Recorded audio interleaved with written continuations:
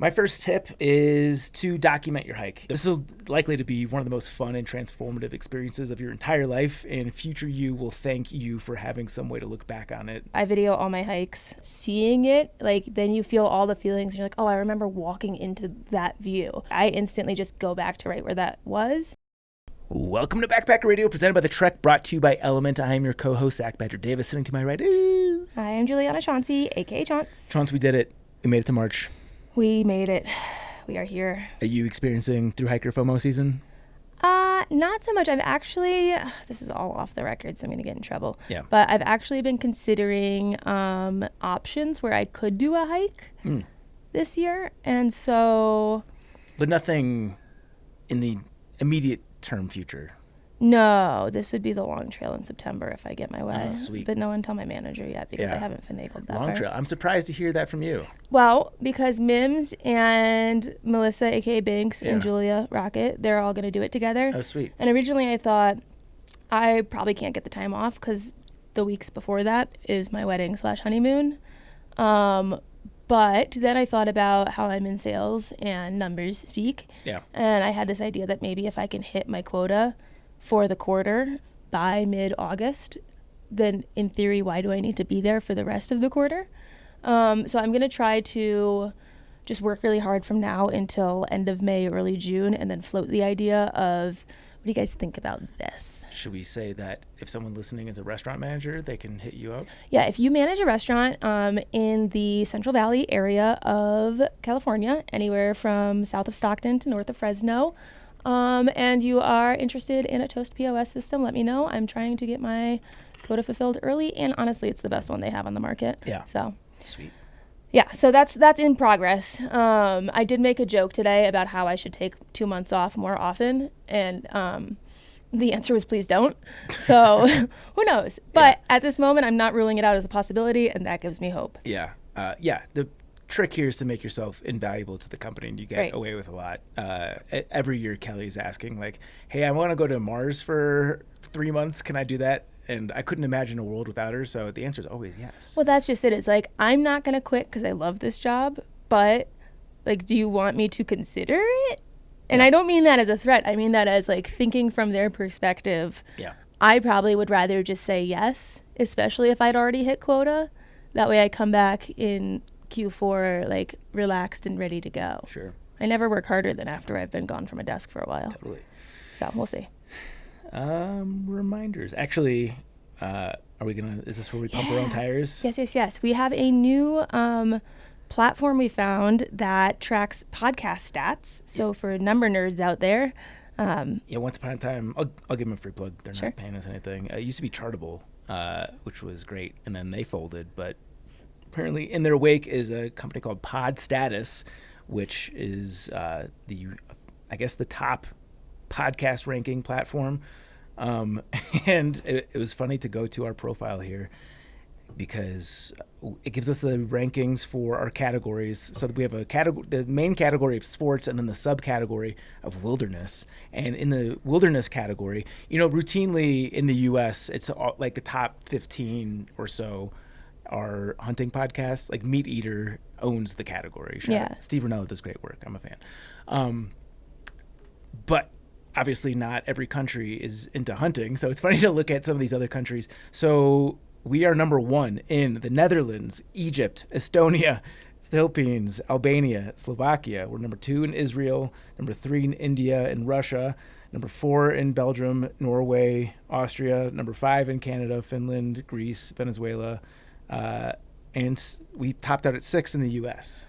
You know what we should do? This just literally put this thought in my head. We should take these stats and reach out to some of their tourism boards and be like, hey, we are the number 1 wilderness podcast in your country. Would you like to host a road trip? Yeah. That would be fun. Do you want to go to the Philippines? Because in the Philippines, we topped out in the top 10 for all sports podcasts, which is crazy to me. We're so sportsy. Also, I don't know shit about the Philippines, but do they have a hiking scene there? So that was one of the only places on my Southeast Asia tour when I studied abroad that I did not get to. So I don't know very much about it, other than it's near all the other places I went. Yeah. I don't know anything. Yeah. So, shout out to our listeners at Philippines and all the countries we love you guys. that have us as number one. You guys are the best. All right, enough pumping our tires. Let's do a few reminders. If you enjoy this show, wherever in the world you may be, you can support us on Patreon, patreon.com/backpackerradio. Not only are you supporting your favorite Cinnamon Connection podcasters, but you get all of these episodes advertisement free. You can get that for as little as $5 per month. There's additional options above and beyond that, topping out at our Chuck Norris Award winner Patreon level, which is how you get your name read at the end of the show. And I will say, if you are one of our top Philippine listeners, this is only 289 Philippine pesos a month. So nice. Well, what a steal. Well done. Next is, if you live in Texas, we would love for you to join us at our live podcast. That's going down April 17th at Soundspace at Captain Quack's.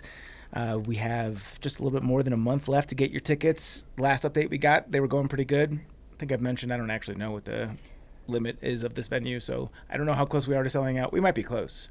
Yeah. I haven't seen the update email in a while, so Rachel's fired, and that's all I know. Super fired. And do you have another hint for our guest? I think this one's your turn. Okay. This individual lives in, we'll go west of the Mississippi. I'll make it a little bit more narrowed down than that.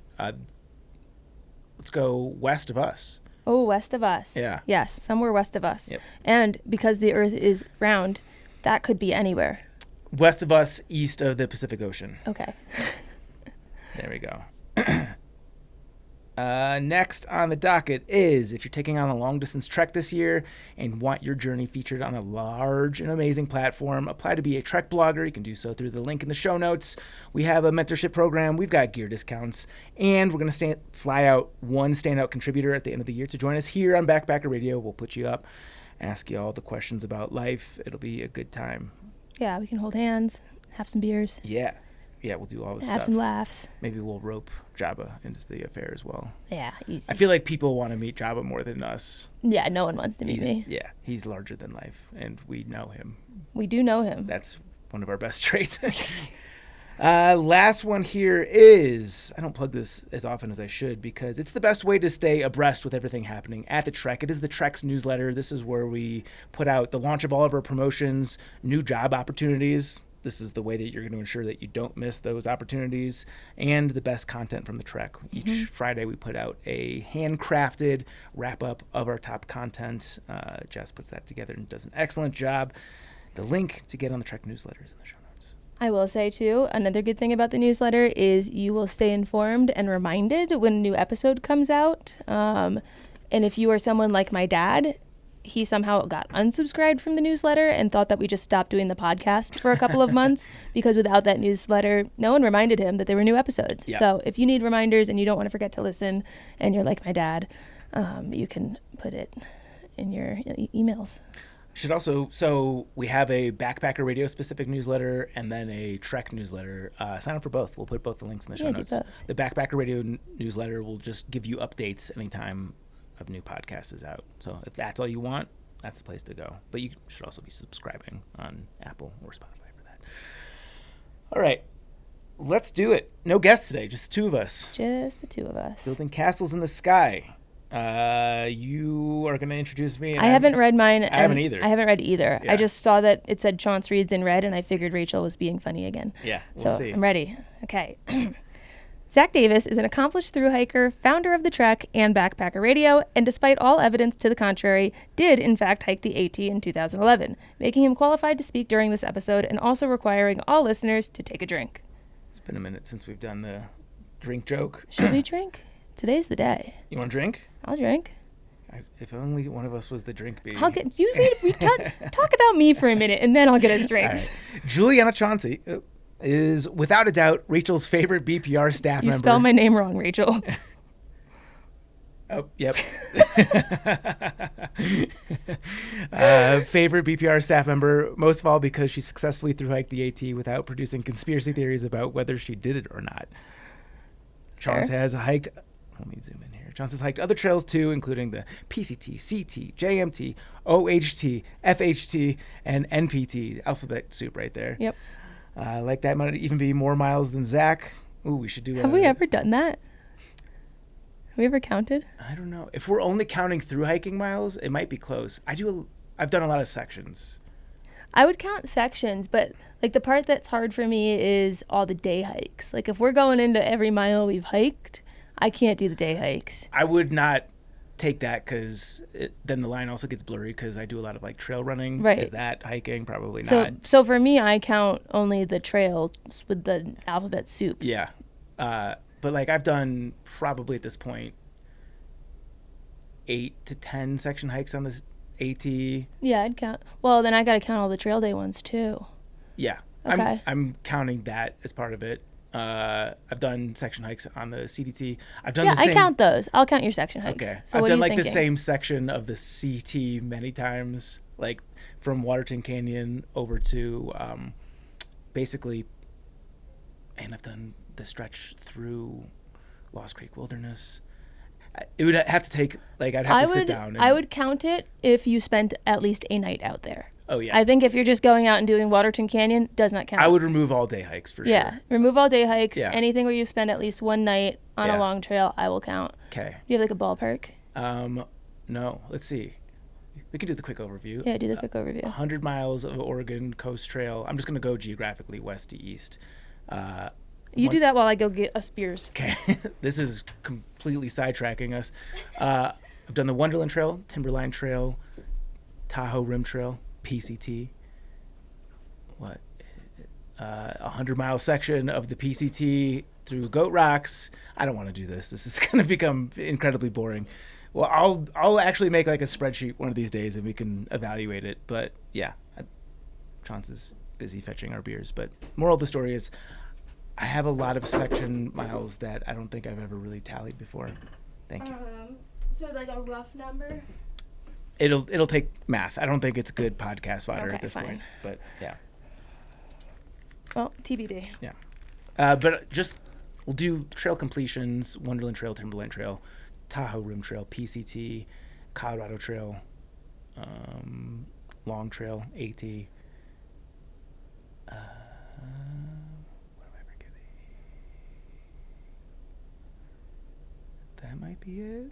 I feel like I'm definitely. So I think you're close to 6,000, because AT plus PCT is close to 5,000. Yeah.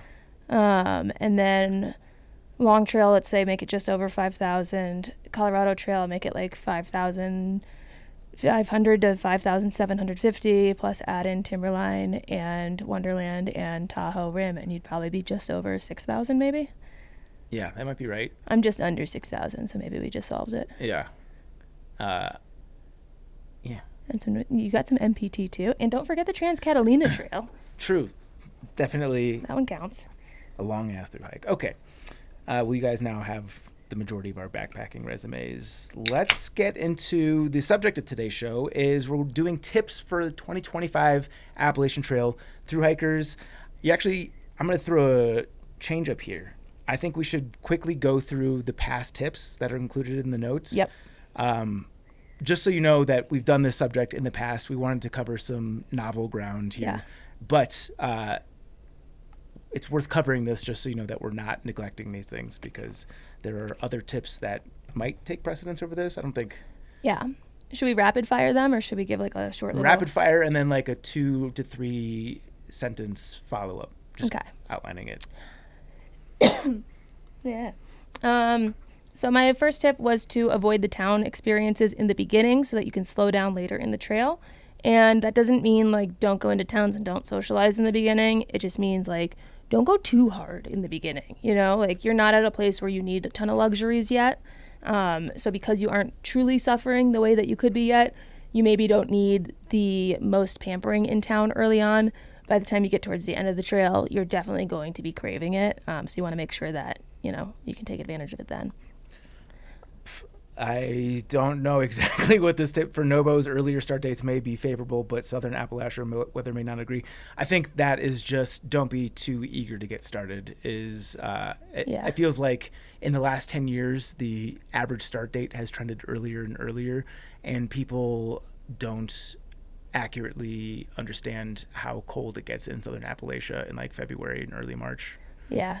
I think because we talked about me wanting to start in February when you gave that point. I talked you out of that one. If you want to hear more details on any of these that we're just breezing through, by the way, it's episode 138 and 140, just as a reminder. My second one was to keep a stricter budget. You basically might think that you're keeping a really tight budget already just based on what you're spending in towns and on lodging and on your resupplies. But if you're not factoring in potentials for emergency gear repairs or replacements or trail reroutes or having to do anything additional, then you could end up pretty up a creek. So keep a strict budget so that you don't end up, sad. And on that note, I'm going to get up our 2024 AT Thru-Hiker survey. The average cost of a thru-hike increased this year to $7,600 from $7,500 the previous year. Yay, inflation. Yeah. What was going on? Winterfest. That's nice. What happened? The most common amount spent was $10,500 this year, up from last year's $10,000.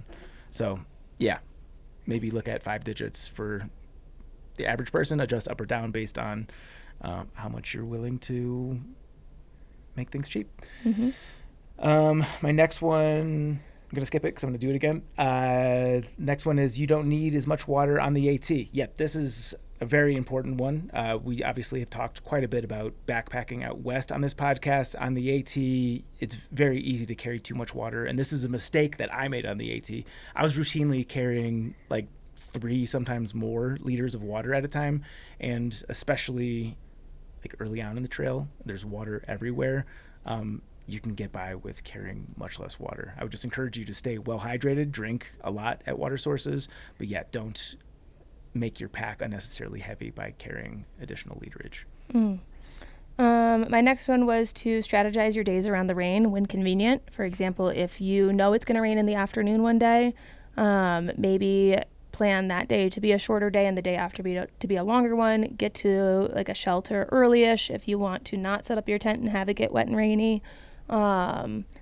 Just try to keep an eye on the weather and use it to your advantage. If you can plan like a town stop or not being on trail while it's raining, you're going to get your fair share of rain. You're not going to miss out and get FOMO on the rain. You will have plenty. And so to try to be strategic about it will just keep your spirits up when it inevitably becomes more than you had wanted. Like that. Next one is definitely permethrin your clothing and your gear. Deer ticks are a motherfucker. I know a lot of people who've hiked the AT that get Lyme disease, and although permethrin doesn't make you totally impervious to this, it does decrease your risk, and anything you can do to decrease your risk of getting Lyme disease is an effort worth taking. So whether you do like a Sawyer treatment that lasts for, I think it's like 6 weeks, it's usually based on number of washes, but hikers don't wash stuff, so it's more like wear and tear is going to decrease the application, but or you look at something like Insect Shield, which will do like a factory application. But whatever you do, please consider permethrin your stuff because deer ticks suck, literally. Okay, my next one. Where did it go? My next one. Why did it jump me back up there? Is to give shelters a shot. As I was saying the part about the rain just before, I was like, someone's going to be like, but I don't want to sleep in a shelter, and they sometimes get a bad rap, and yeah, there's mice in them, and I've like seen my fair share of the mice. The only shelters that like actually freak me out are the ones in New Jersey where there's snakes falling from the ceiling. If you don't know, you soon will. But give shelters a shot.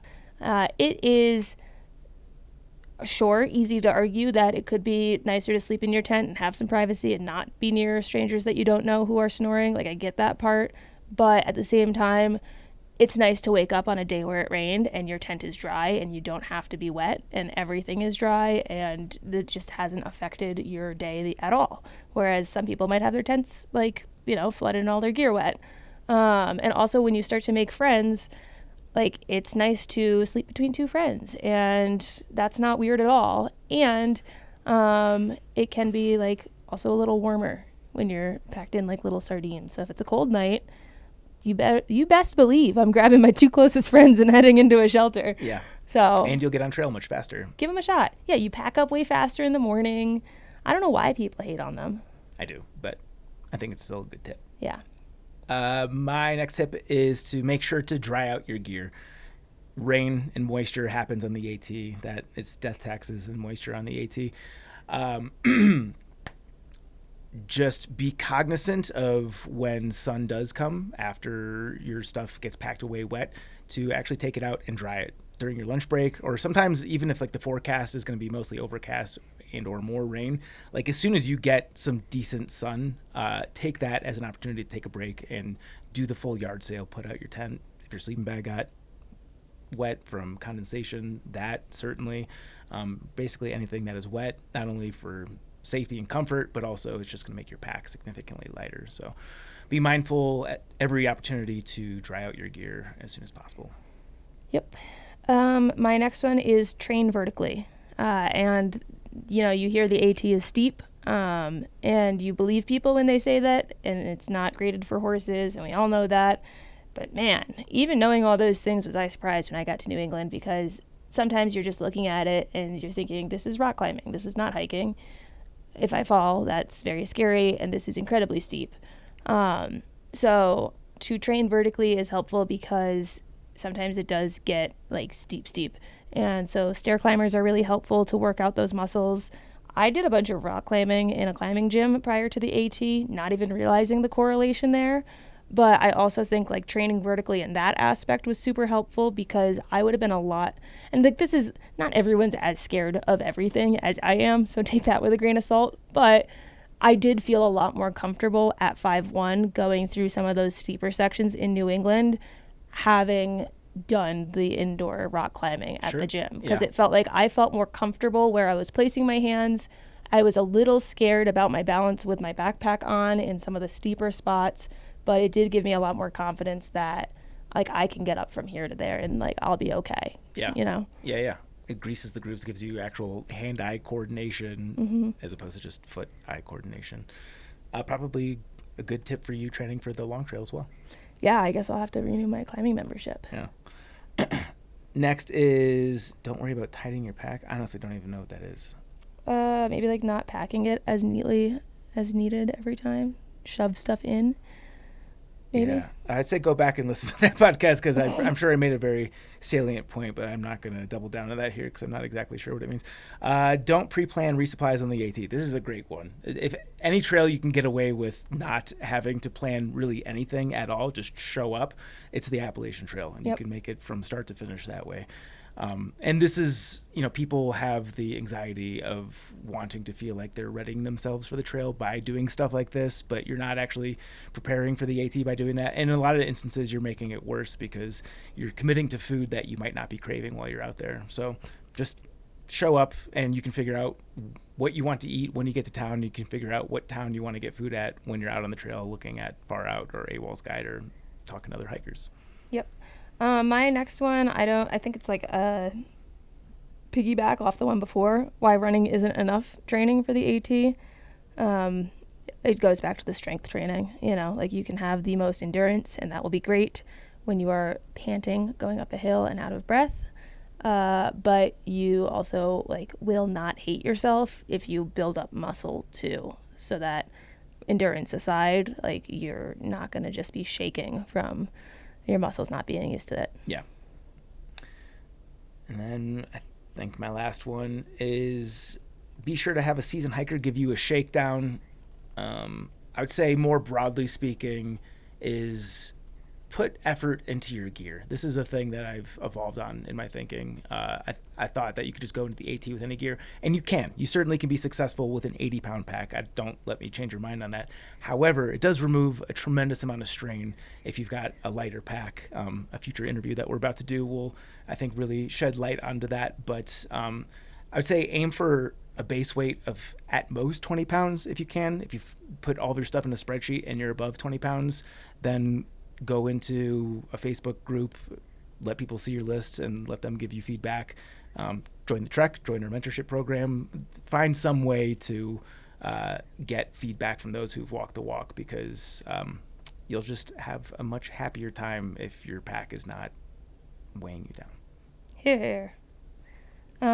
Should we give a shout out to Jabba's? Sure.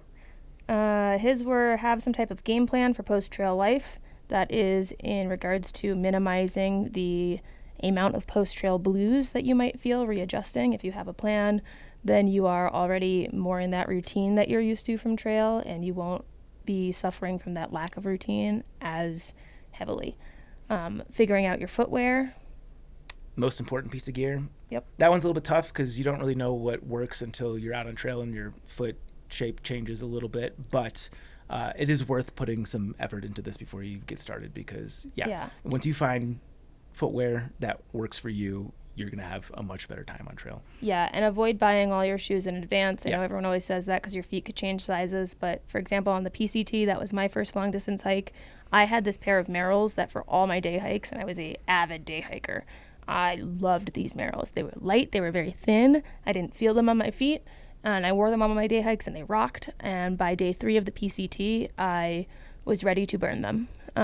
So that was something where I was like, I've tried these shoes. I trust them. I know them. I can get all 6 pairs. I've used them for so many miles.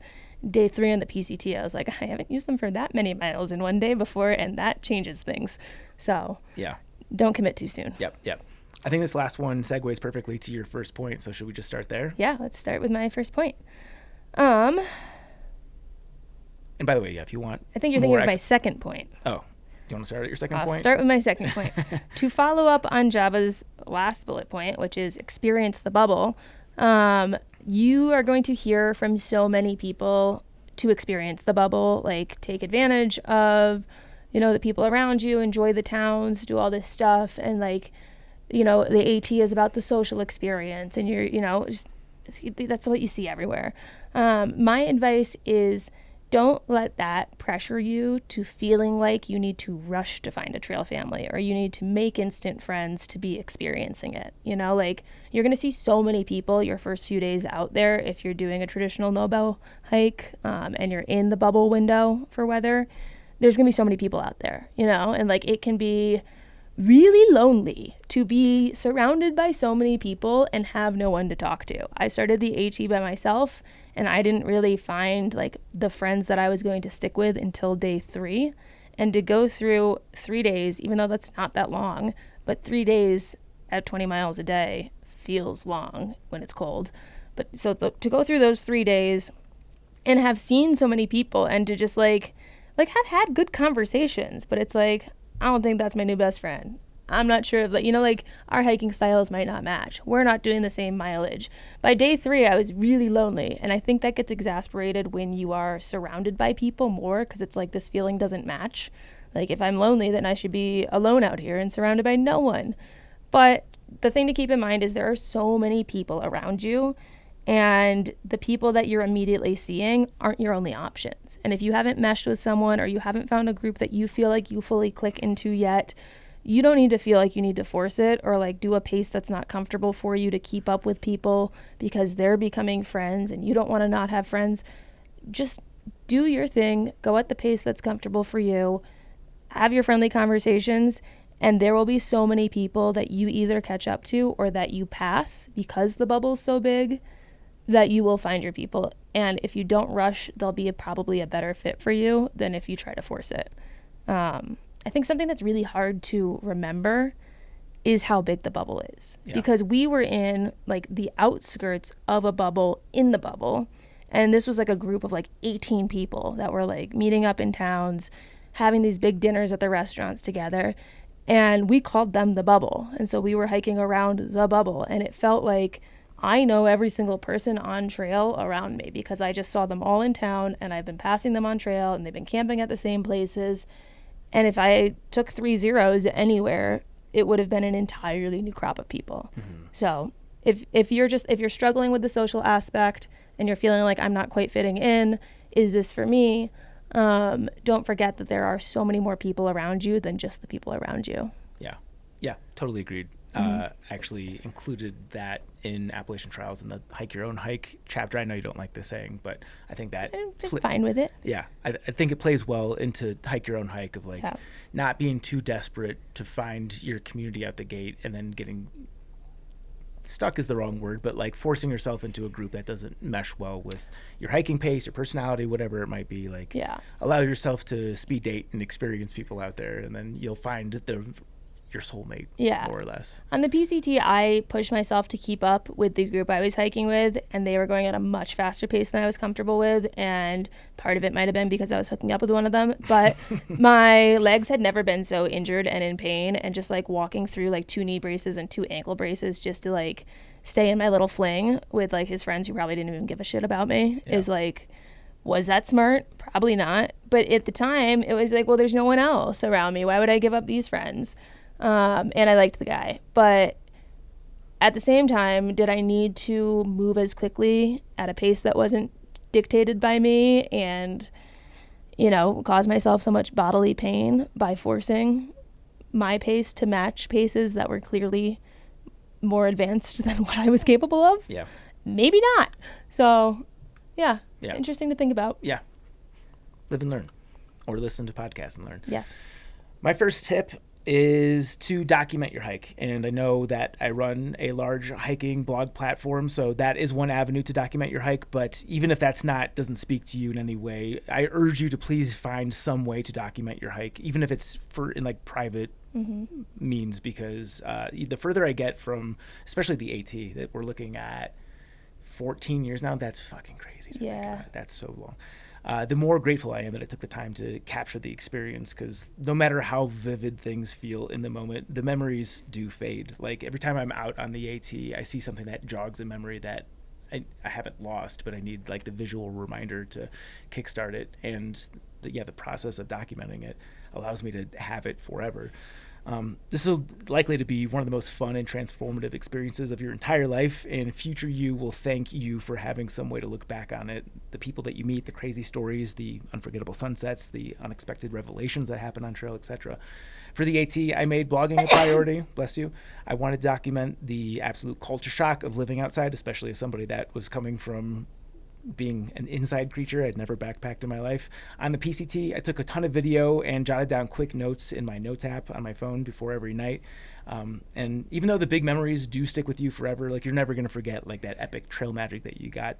Documenting your journey ensures that you hold on to even more of these smaller details that you otherwise would likely forget. And trust me, when you're old and creaky or stuck in a cubicle feeling trapped by your routine, having something to revisit from this adventure will be priceless. Again, can be blogging, Instagram, a personal journal, a video documentary, doesn't matter, whatever speaks to you, but I encourage you to please have a plan for capturing these experiences as much as possible while still being present in the moment. You know, if you want to go the full documentary route, there's no wrong way to do this, but I also encourage you to be present in the experience as well. Yeah, 3 things I will say on this. I video all my hikes. It has been so great over the years to be able to go back and be like, oh, where was that place? And writing something down for me is nice to read it, but seeing it, like then you feel all the feelings. You're like, oh, I remember walking into that view. I remember where I went from that view. Like I could show myself a photo of me somewhere, but if I see the video, like I instantly just go back to right where that was. And I think that's a really cool way to make those memories last longer for myself. Second thing is, there's 3 things. Second thing is if you are documenting things on your phone, periodically do yourself the favor of uploading them either to Google Drive or to iCloud. When I did the AT and I got to Harper's Ferry, my phone did this really cute thing where it just stopped being a phone that had a workable screen. And when we are now in the age of phones that do not have buttons and they are just screen and your screen does not work, like you're kind of screwed. So I had to find a way to a Verizon store outside of Harper's Ferry, get a new phone, did not have time to wait like 18 hours for iCloud to do 3 months worth of stuff.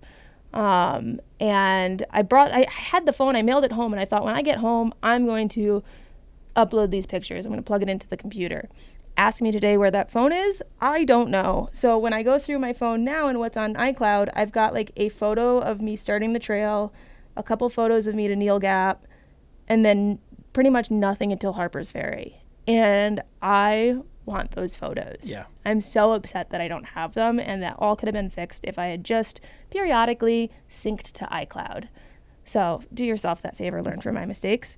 And sometimes your phone will fall in a crack in a boulder field, and it's in gone that forever. scenario, the backing up to iCloud wouldn't have saved me because I was not near service at any point. But Yeah.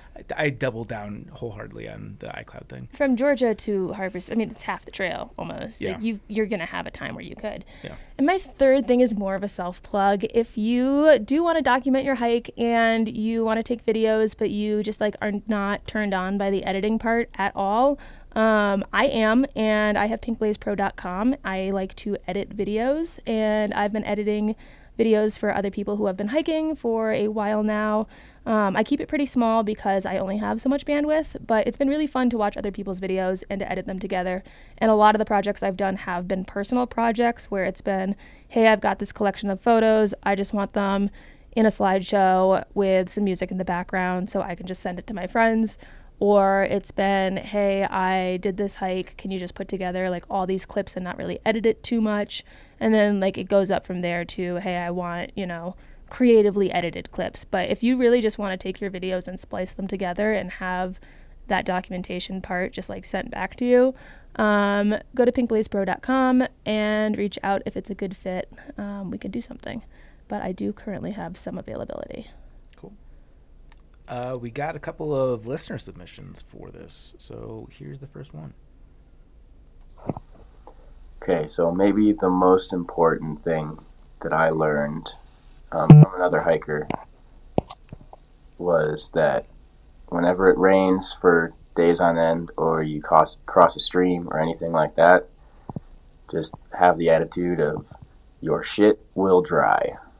And that changed my outlook on a lot of things, and it helped me, and it might help you. This is Riddle, Nobo 2023. It's good advice. Yeah. Just accepting the fact that things will get wet on the AT and not trying to like avoid puddles and stay dry because it's not going to happen. Yeah. I'm actually going to switch my order because I think that really flows into my third tip well, which is don't take it too seriously. I get that from the home front of things, based on people's reactions, like it's a really big deal. It's a huge thing. It's a big undertaking, like we're quitting our jobs. It's serious. We're living outside, Don't take it too seriously. We're really just walking. We're in day hike after day hike after day hike, and we're just sleeping in between. Make an effort to keep it fun and keep it silly and not solely driven on miles or expectations of where you should be versus where you are on trail. Like, it's not that big of a deal. It's not that serious. Being able to keep things light and keep things fun and silly will help keep your mood up when things get tough, because it's not an if, it's a when. Things are going to get tough. And if you have a group of people that you can laugh about shit with, that you can make fun of yourself with, that you can make fun of each other with, like it takes something that could be a really crappy scenario and it just makes it funny. And being able to laugh at something that sucks is way better than having your mood ruined for the day because something sucks. Like this guy said, if I fall into a stream and I'm soaking wet, I hope someone in my trail family was there to either see it or got a photo of it. And I hope they just rip me apart after that because instead of being like, oh my God, I'm such an idiot, I'm just going to laugh about it. And what could have been a major day ruiner is just like a blip in the radar and a funny memory. So keep that in mind. You will enjoy the hike much more if you do not view it as this super serious, like rigid thing. It's not. It doesn't need to be. It can be. You can make it that. It does not need to be. Keep it silly. Don't take yourself too seriously. Yeah, remind yourself not really a vacation, but still pretty much a vacation. Yeah, and like if you think whatever you're going through on trail is bad, like you probably have yet to shit your pants. And when that happens, you better be able to laugh at yourself. Because we will be laughing. Because I will be laughing at you, yes. And so will Zach. This doesn't segue at all, but we're going to do it. My next tip is Electrolytes. I feel like I've done this one before, but doesn't matter. Whether, obviously, LMNT is today's title sponsor. Whether you're using them or another brand or something that you make at home, and I like LMNT because I actually have an article about how you can make your own, so you don't have to spend a dime with them. I can't recommend having an electrolyte supplement enough for backpacking, especially on a trail as humid and therefore sweaty as the AT. If you're someone who sweats a lot, you will never sweat more than you do on the AT. Steep climbs, oftentimes it feels like you're walking through a hot cloud. You will be a faucet by the time the summer heat rolls around. And if you're not actively replacing those lost electrolytes, especially sodium, your performance is going to suffer. I didn't realize how important this was on the AT, and ultimately ended up in the hospital with hyponatremia. I think I've talked about that quite a bit. The contrast in how much better I felt after I got an IV saline solution was amazing. Honestly, like, I had never experienced a turnaround physically like that, aside from like recovering from being sick, basically. I remember I was this is TMI, but I was incredibly constipated before I went to the hospital. And I think they gave me either 2 or 3 saline bags. And that like immediately after the saline bags, I had like 4 healthy dumps. I've never heard that one explained by science, but like something about having my electrolyte sodium levels out of whack was just like blocking me up. So after that, I started drinking an electrolyte supplement almost daily and added salt packets to my water when I wasn't. Even if you don't end up in a worst case scenario like I did, even a moderate electrolyte imbalance can cause all sorts of issues, both physical and neurological. Sometimes when I have like brain fog, I'm realizing that like, oh yeah, I've been in the sauna a shit ton this week. And I had oatmeal for breakfast. I haven't replaced any of that salt. Obviously, I am not a doctor. This isn't medical advice, and you should talk to your doctor before you do anything that I say. But be mindful of your electrolyte intake while backpacking is a huge tip for me. Piggyback. If this is your first long hike, you might not know this yet, but you soon will, is you will start to get sick of plain water. You will start to not love the taste. You're just going to get bored of it. Like introduce some variety. It's just, water and water and water. And sometimes the water doesn't taste great, or sometimes it's not the best color and you just want to change it up a bit. And before I started obsessively drinking Elements, and I'm not just saying that because they're a sponsor, but before I started on the Element train, I had tasted a competitor electrolyte on the PCT, and I was like, these are gross, I hate them. So I just never had tried them until I needed to. So I was going with things like the Crystal Light packets, or Mio in the juice form, just whatever I could get to just change the flavor of water so that I drink more. And so Mio has an electrolyte. Yeah, they have electrolyte options, and they have caffeine options. Yeah, the caffeine one I abuse. Yeah. But if you can't bring yourself to want to do it for the salt aspect alone, then just believe me when I say at some point you are going to get sick of the taste of water. So just keeping in mind that there are ways to better that taste while helping your body, is a solution. Yeah. Yeah, good. We have another listener submission. Yay. We got some advice for the AT class of 2025. I would say don't worry about planning and over-planning, and just be open to whatever happens and go with the flow on trail. Yeah, and don't rush. Last one to Katahdin wins. 2 very good tips. They didn't describe that. That's from Trekking Through. So thank you to you guys. Excellent. Yeah, totally agree. Yeah, overplanning that's a really common one. People are so excited for this thing that, they're plotting out their daily mileage, like where they're going to send all their resupplies, everything, and then you get out there and that all just dissolves immediately. Yeah, I will say what was nice for me in terms of what others might see as overplanning, but I saw as just an easy way to check where I was pacing, was I had made a list of the trail towns and the mileages between them, and then I made a slow, some of this is going to be repeat info if you've listened to the AT episodes before, but if you're a new hiker and you haven't, I'm saying it again for you. I made a slow, a regular, and a fast column, and I went through and I looked at the mileages between towns. And example, if one was 100 miles, I'd say, okay, if for my pace I was doing this pretty slowly, maybe it would take me 7 days to go 100 miles, a full week of maybe some 15s, maybe a day off. If I was going at a normal pace, maybe that would take me 6 days. And if I was going at a fast pace, like I could do 520s and get to this next town. And I would kind of every little bit, I'd look, okay, if I just went 5 days and I didn't, factor in a 0 at this town, maybe in the next town I will. And in the slow column, I factored in way more zeros than the fast column. And it just gave me like a rough range of dates for each pace that I could potentially be getting to each town. Never did I use that as I need to be in town by this time, but it was fun to get to a town and say, okay, I'm in Duncannon. It is May 30th. If I look at this chart I took a photo of, I'm following most closely my middle column. And based on that, I should finish around this date.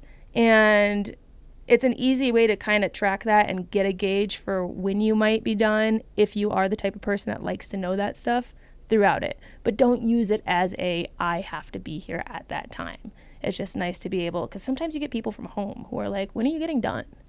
And it's like, I don't know, but maybe you could know. Yeah. I bet now you could probably just put that into ChatGPT and get like a really good estimate. Yeah. But something about doing the math is fun. Sure. No, I like the robots doing it for me, I guess. Fair. Where are we? We're back Is it to my me. turn? Your turn. Yeah. And this one's going to piggyback off my budgeting one. I also think I'm going to share some of the budgeting info from Hiking from Home. Again, just because I think it's super valuable if this is your first hike and it is the AT. But basically, my extrapolation for this point from the last budgeting one is budget whatever you think will be enough, and then add a third to a half of that amount to that budget. So rather than just being like, okay, Trek survey says everything from 7,500 to 10,500, if you think you'll be in that range and you say, okay, based on my spending, I'll probably be around 8,000. If you can save 12,000 leading up to the hike, that would be probably the best case scenario for you. It does not mean you need to spend it, right? Like, just because you have money doesn't mean you need to spend that money. But how many times have we heard people that say they didn't budget enough, or, oh, things got so tight at the end of the trail because I ran out of money, or I had to get off trail because I didn't have the money to continue. And I think with just the way costs are going up and just seeing those trends and seeing how much money people can spend, it's so much nicer to go in there with that cushion and to be able to have that option to spend more if you need to without worrying that you're going to run out. So that's just my last tip is take whatever you thought that you were going to spend after you did your little math and add a third to preferably half that amount in your saving leading up to the trail, and do it as a gift for yourself so that you can have a more enjoyable time whether or not you spend it. You know, it's still your money, you'll still have it at the end. Yeah, I really like that one, especially because it's really nice to have a soft landing when you finish a trail. Yeah. Like if you don't have to jump right back into a job and you can slowly ease back into the real world. Yeah. Having some money to not feel stressed about getting a job right away will make your post-trail life much easier. Yeah, and I was going to read the 2 pages from Hiking from Home where I had broken down how to figure out what is my budget, just because I think that it's one thing for people to tell you, figure out your budget, right? But if you're so new to this world, that can just be like too open-ended of a thing where it's like, okay, but where do I start, you know? So what I had written is the cost of a long-distance hike will depend on several factors. How long is the trail? How much time does the hiker anticipate needing to complete their hike? Are they the type of hiker that will pitch their tent at a campground in town, or do they need to sleep in a motel bed every now and then to feel sane? And think about yourself while I'm saying this. Like, think about which one am I? When you resupply, are you buying the $7.99 bag of pistachios or the $1.99 box of honey buns? Are you going to be cooking with ramen for dinner at your hostel or heading to the local brewery with some other hikers? There's so many choices that are going to affect the total cost of a long distance hike that it's hard for anyone to give you an exact number. We just told you the breakdowns of what the Trek said. Common advice from the ATC is to budget at least $2 per mile. However, that puts you below the recommendations from both the ATC, the PCTA, and the Trek surveys. Yeah, I think that number is wildly which is out of date. why, like, budget more, right? So how do you think about budgeting, right? It's just as important as saving for it. So going through my numbers to help you think of yours, if I base my budget on my AT spreadsheet, that average speed column I was talking about, if I go through that middle column for average, I can assume that I would be on the trail for 5.5 months or 165 days. Based on that, I could maybe estimate, okay, based on the things that I like to eat and I would probably resupply with, it might cost me $17 for every day of food, which starts my expenses at $2,805. I can also look at my anticipated resupply stretches and see that I'll be going through about 45 towns, even if that's an estimate, since there's more towns along the trail than the ones I included on my spreadsheet. Even though that's an estimate. Yeah, there's more towns. Like 45 isn't all of them, but that's the ones that I included. I assumed I wouldn't stop in every single town, which is why I did that, because they're like way more frequent than I would need at my pace. And I usually don't need to spend the night in every town, and some days, like Neil Gap, I will resupply and immediately head back out to trail. So those are things I'll think about too, is do I plan on spending a night in this town? Do I think that maybe if I just took a 0, that maybe I would head into this town and head out? We're just guessing here, you know? In estimating costs, I can assume that I would spend the night in town for maybe 30 of the 45 resupply stops, just based on me as a person. I might also add an extra 5 nights to account for 0 days, where I might spend 2 nights in town instead of 1. $25 feels like the most accurate cost of accommodations at the time I wrote this, since hostels and shared motel rooms were around that price at the time. But you could also call hostels in advance and ask them how much they charge. You could look up some motels in town and you could call them and ask them how much they charge to get a better, accurate number of what accommodations might be for you. Based on the numbers that I had, it added $875 to my budget. I also know that me as a person, like, I can't resist having a meal at a restaurant when I go to town. So for each of those 45 towns, I'll add $20, which gives me another $900 on my budget. I also don't always have a beer in town, but the times I do, it's more likely to be like 2 or 3 instead of 1.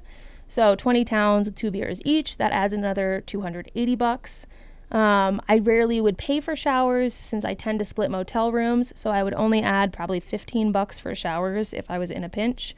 I also know that I usually do my laundry like 3 times a month on a long hike, so I would factor in about $50 for that. I very rarely take a shuttle over hitchhiking, so I only added $20 for that. When it comes to mail, sending 3 to 4 boxes of gear swaps felt accurate for if I needed to send something. I also like sending postcards, and every several towns will purchase some of them. So I put $80 for 4 flat rate boxes and $50 for 10 towns of postcards. That adds another $130. If the trail is 2,000 miles, I can estimate needing 4 to 5 pairs of shoes. Depending on your footwear, again, the topos that we use now are supposedly a lot more durable, so maybe that would change it depending on what shoe you're using. But 4 replacements of the shoe I used cost $520. I added a final $200 for miscellaneous entertainment, since I know if I'm with a group and everyone's doing something fun, I'm going to do it too. Like, all my friends aren't going to the movies and I'm going to go wait at the motel, you know? And then lastly, I think a $500 to $1,000 is a good amount of money for an emergency fund. So replacing a piece of gear could cost $100 to $300. Extra days in town for injury or illness could add roughly $100 per day, maybe more if there are no hostels and you can't find someone to split the cost of a motel room. Unexpected flipping to other sections of trail due to weather windows, closing, fire closures, workarounds, skipping around heavy snow. Like, depends on the trail. Not all this is AT specific. But point is, things could happen that make unexpected expenses pop up. And that just all goes together to convince me that the more money you can add to your emergency fund, the better. Again, no one's taking it from you at the end of the hike. It's still your money. So if you can get that thing as full as possible, you're just going to thank yourself in the future.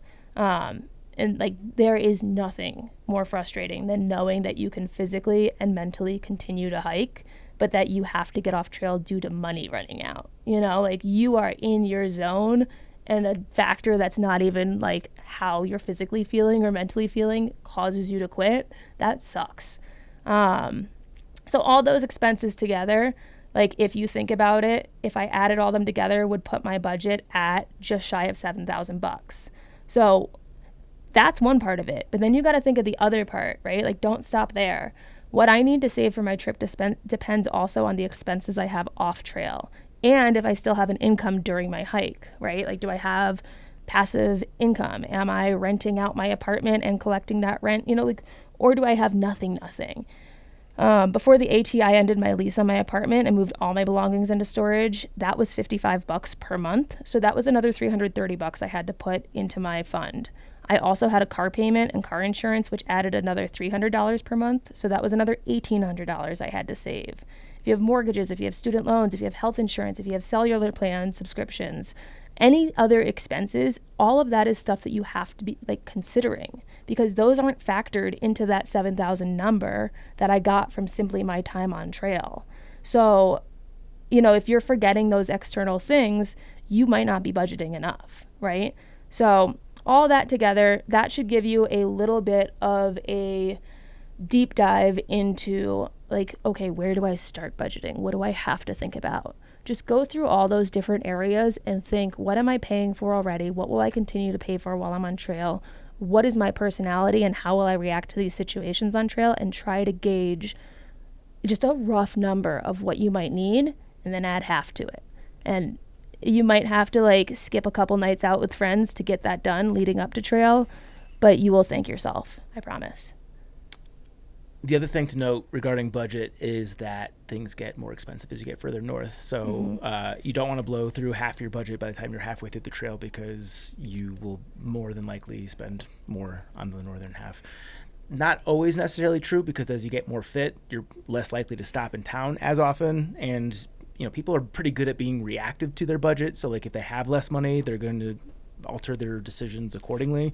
But if you want to keep your happy factor consistent in terms of eating out and getting a place to stay, just know that it can go faster in the northern half. Also, it's like, do you know the episode in The Office where Jim rings the bell and Dwight wants the mint? Like he conditions Dwight, so every time he rings this little bell, Dwight like wants this mint, right? You are conditioning yourself in this first half of the trail. If you set the expectation with yourself that every time I get to town, I get a 0 day, every time you start to get close to town, your brain is going to start to think 0 day, right? And it's going to be really hard to go from being the person who goes to the restaurant, goes to the bar, has a nice 0 day in a nice hotel, to all of a sudden not being able to do those things. Because your body is now, Dwight, wanting the mint, and you're saying, where's my hotel room? Where's my cushy meal? And your budget saying, we can't do that. And you're just rebelling against yourself, you know, like, you are going to get used to the trends you set in your first month or two on trail, and they have to be sustainable throughout, or you're going to be really sad with yourself. I like that we've gotten to a place in society that we're using Dwight with a mint instead of Pavlov's dogs. Yeah. It's my brain. Yeah, good. Yeah, definitely don't let money be the reason that you don't finish the trail. Let's prepare accordingly. My last one, this is one I've used in a previous podcast, but it's too important to not rehearse, because I think it's really important to mentally prepare for a thru hike. Any thru hike, especially your first thru hike. If finishing is important to you, and it's perfectly valid if you're not adamant about finishing the trail. I've gotten people emailing me being like, well, what if I just want to have the best time? Then make that your goal. I'm not trying to talk you into why finishing is the only thing that matters. But if you do want to finish, put some effort into mentally preparing for the trail. Every year, as gear gets lighter, the logistics get easier, the information becomes more readily available, but the percentage of people who actually finish the trail doesn't change, meaning you can have the most state-of-the-art gear, know exactly where every route and rock on the trail is, but if you don't go into the trail highly motivated to finish, there are good odds that you won't. Obviously, there are factors outside of your control that can cause you to not finish, namely getting injured, extenuating circumstances, requires you to get back to your home front. But I will say most people who get off trail do so because they lose motivation. Oftentimes in the surveys, they won't be transparent about that, but I've seen it enough on trail myself and talked to people where, you know, I think injuries that they could have gone through or other circumstances that drove them off trail. Like on this podcast, we interview so many people who are like, yeah, I hiked 800 miles on a broken foot. Like, if you're motivated to do something, you're going to do it. Yeah. For a lot of people, after weeks or months, the initial honeymoon period will wear off on a thru hike. The trail can become mundane. The physical challenges start to take a toll on you even more, and the option to bail on the trail can become even more enticing. I encourage you to take some time before you hit the trail to find your why. What is it about thru hiking the AT that excites you? In my book, Appalachian Trails, I encourage people to make 3 lists: why you're hiking the trail, what you want to get out of the experience, and how you'll feel if you quit on the trail. This can be a very powerful practice to prevent yourself from ever getting too low of spirits. it keeps in perspective that maybe the worst day on trail is still better than a typical day in the office, or that this is your one shot to do something truly epic, or that you want to be someone who perseveres through challenges.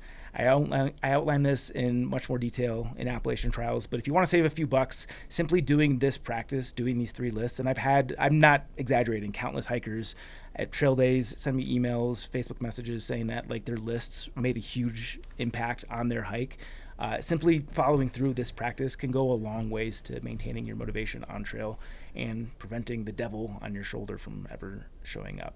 So, there's a lot of ways to discover your motivation. Again, I have my own theories of this, which are outlined in Appalachian Trials, but whatever avenue makes sense to you, I just encourage you to really dedicate some time to finding your why, finding your motivation, because, it's very, very, very common where the trail gets to a point where like it stops being as exciting for people. And I have met exceptions to that rule. I've talked to people who are like, it was fun from day one till the end. We've interviewed them here on the podcast. But for me, that's not been the experience. Like, I don't remember exactly where I was, but like somewhere in Virginia, I went from being the person who like being outside overnight was the craziest experience to being like, this is just what feels normal now. And like walking day after day, just it didn't inherently get me excited. So I needed something else to lean on to keep me motivated to do the trail. And I think whatever you can do to find that motivation is going to pay huge dividends at the end. Yeah.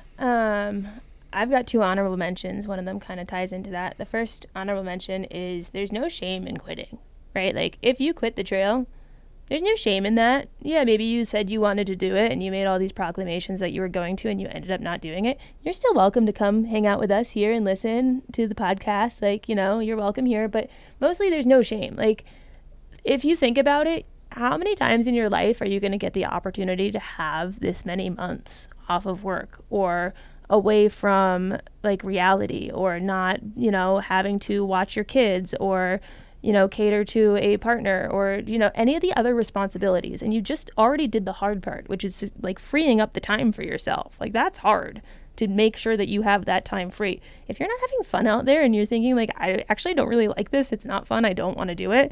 And it's not just because you're wet or tired and like not thought through, right? Like if you thought it through and you decided, I feel like quitting, A, no shame in that. B, like go quit and do something fun, right? Like if it's not fun for you to be hiking, but you love kayaking, go quit and get a kayak and do like a cool long camping kayaking route with the time you have left, or get a mountain bike and go mountain bike something, or figure out what your specific things that you like are and try them, right? You thought maybe long distance hiking was your specific thing and you tried it and maybe you didn't like it.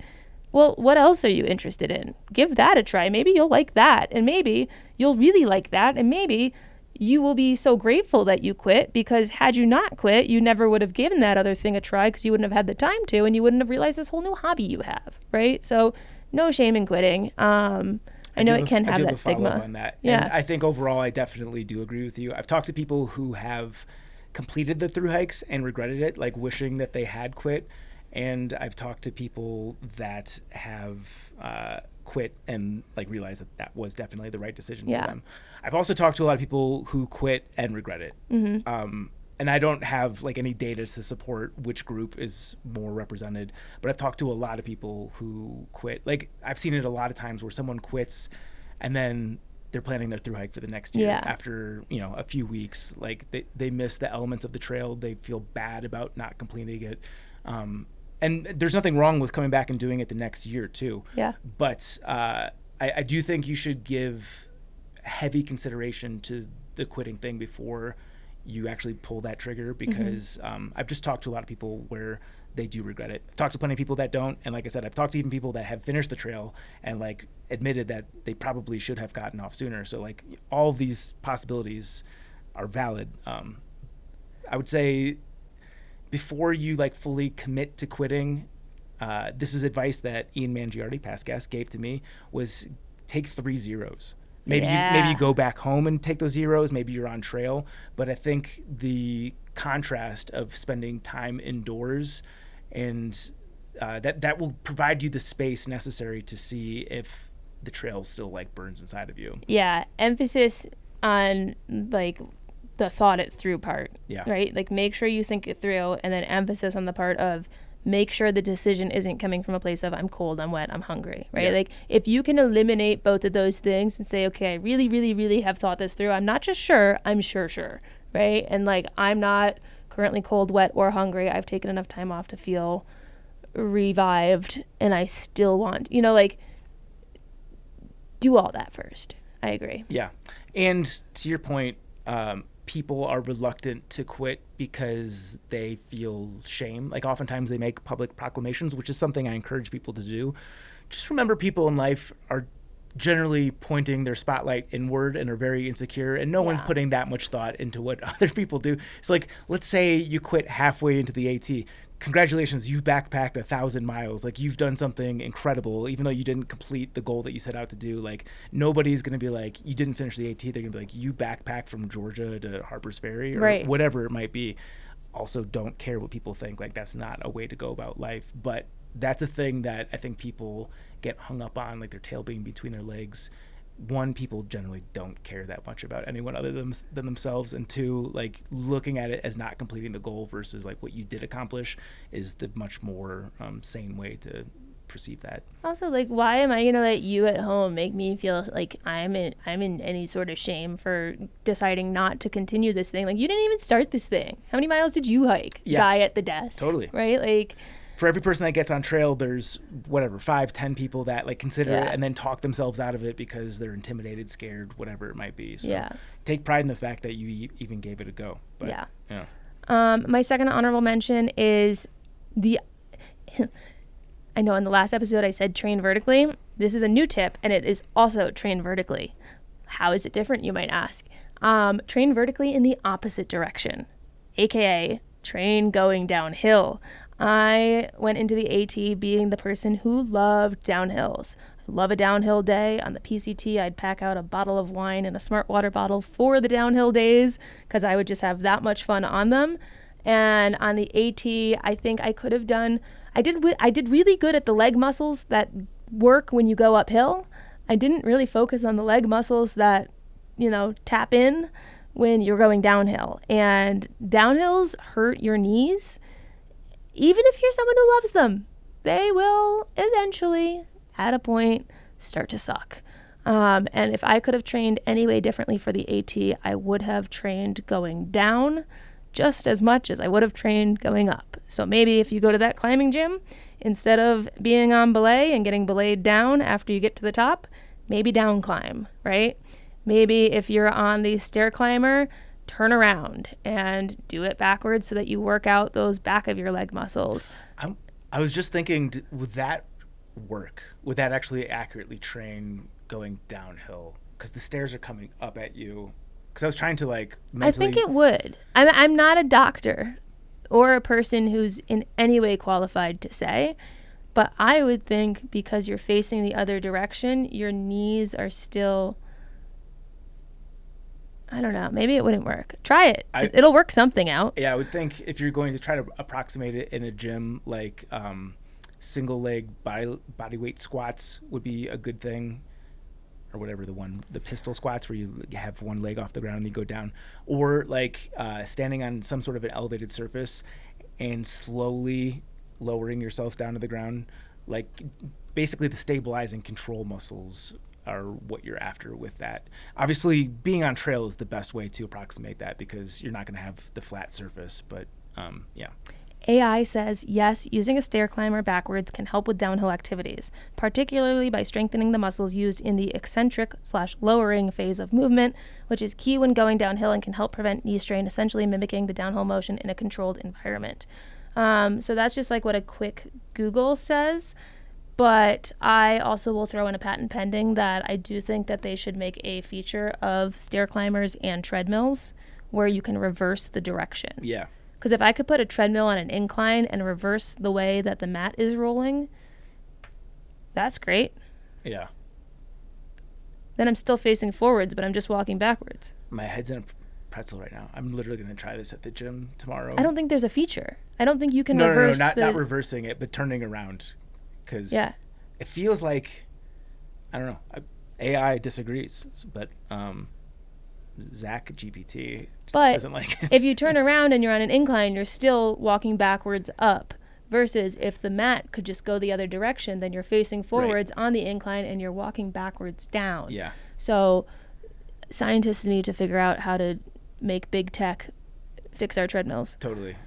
I'm sure we've got some PT out there that can give us some good like downhill approximate exercises. But again, as always, the best thing you can do is get on the trail. But if you live somewhere flat, obviously not available to you. Yeah.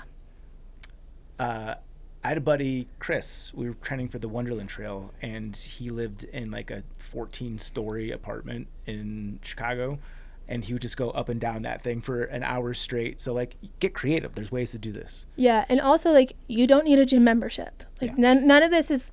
Don't be the person that's like, oh, I would do that, but I'm saving for my hike, so I can't afford a gym membership, so I guess I can't do that. Like, go to a apartment complex and just walk up and down the stairs, like Zach's saying. There are free ways. There are free ways to do everything, and you just got to be a little creative with it. Yep. Good. I could speak on the subject of tips for hiking the AT all day, but we'll leave something in the tank for 2026. We're gonna have to get very creative as we get deeper. Yeah, I'm gonna have to rewrite my spiel on budgeting. Yeah. Sponsor question. Yep. The Stay Salty question presented by Element. Use our URL drinklmnt.com/trek for a free sample pack with your first order. What is your hottest take in the world of backpacking or the outdoors at large? It's funny. I've asked this question a lot, and I've never once put an ounce of thought into my own answer. Yeah, it's just what direction to take it.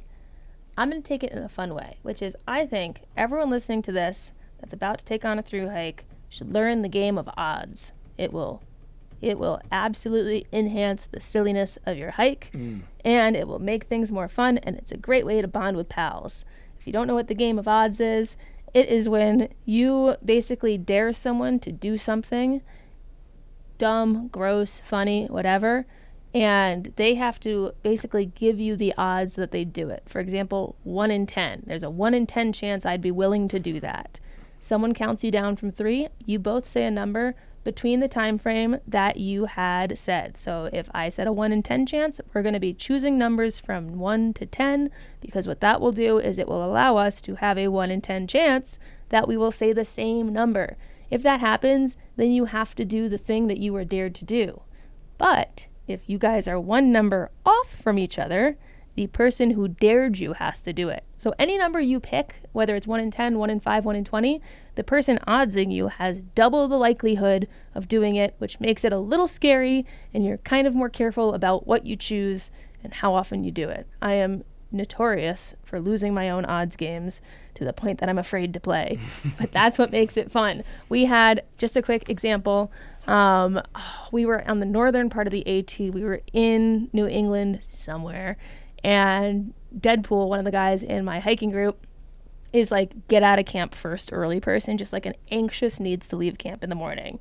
And we were all just dicking around by that point. Like, we were not moving fast or motivated, and we were having fun mornings. And like, we were just getting to the point where we were like, why won't Deadpool hang out with us in the mornings? He's just sitting at lunch for 3 hours waiting for us. Like, hang out with us. You hike fast. Why are you doing this? So we had oddsed him one morning, or it was the night before. The night before when we were going to bed, we had oddsed him the odds that you have to stay in your tent, can't start packing up anything or organizing anything, or unzip your tent or come out or do anything until the last person has left camp. And so we woke up the next morning because he lost odds. We woke up the next morning. We had the best breakfast. We were all giggling because every now and then we just call out to his tent to check on him, and you could tell he was so stressed out. So it made breakfast so much more fun for all of us. And then as we're hiking out of camp, you just hear his like tent slowly unzipper. So the rest of the day was so fun, and we would have missed out on all those good ha-has with each other had we not played that game. And that is just one of a million examples I could give you for why I have so much fun on my hikes. And doing that versus not doing that, it's a no-brainer for me. Learn the game. That's a hot take. Everyone should play that game. Odds has been a good addition to our treks for sure. Yeah. I totally agree. Hottest take. I'll get a better answer for this in a future episode, but the one that jumps off at me is eat too much, and not in like a sport sort of like food challenge sort of a way, but the thing that I see people, especially older people, I think when you're young you can get away with a lot, is viewing a hike as a weight loss opportunity. And that's a bad idea for a lot of reasons. But if you start to lose weight too quickly on trail, you're going to bonk and you're going to be really low energy. You're going to be in a bad mood. Like there's a lot of negative symptoms that come from that. Err on the side of eating too much food, especially in the context of a long distance backpacking trip. You know, if you're going out for a weekend or whatever, like you don't have to deviate from your normal eating too much. But for a long distance backpacking trip, if you're getting to the point where like you're consistently hungry or you're losing weight really quickly, odds are that's going to end in a bad place for you unless you start to drastically up your calorie intake quickly. Like treat yourself like you are a hardcore athlete, because to do something like this, you are. And the way that athletes eat is different than normal everyday civilians. So err on the side of eating too much food. If you find that you're getting soft on trail, which I don't know if I've ever seen anyone say that that's been the case, you can easily scale back. But I think if you get into a place where you're like deeply in a calorie deficit, it can start to mess with things. So don't let yourself get to that place. That's me. Yeah. Think about you hangry. Is that how you want to be every day? Yeah. And I've talked to people that don't even experience hunger that get the bonking symptoms. Like they just feel lethargic. They are having trouble, even though they get further into their hikes, they should be getting into better shape. Like climbing mountains feels like it's harder. And then they experiment with eating more food, and that completely goes away. Yeah. So if you are getting to the point where you are feeling like unreasonably lethargic, it could be a lot of things. Talked about deer ticks earlier. That's something to be mindful of, especially on the AT. But a very simple thing to tweak is just getting more calories inside of you. And it's not always obvious, because on trails, when I get to that phase where I start getting really tired, instead of my brain being like, hey, dummy, eat more, I will just start increasing caffeine. I'm like, oh, I'm really tired. And then on the PCT, someone was like, do you know caffeine pills exist? And my whole trail fam was like, let's just start eating these. And yeah, thinking about, hey, maybe like a sandwich could also do that same effect, and then you won't feel like you're about to have a heart attack. Things to consider. Yeah. No, for me personally, I found that I do much better on trail when I eat at least something every hour, especially like if I'm back, if I'm taking breaks, it's a different story. But like if I stop to eat a Snickers every hour, I never get, or I should say, it takes me a lot longer to get to the point where I'm starting to feel lethargic and dragging ass. Like you want to keep the gas tank full.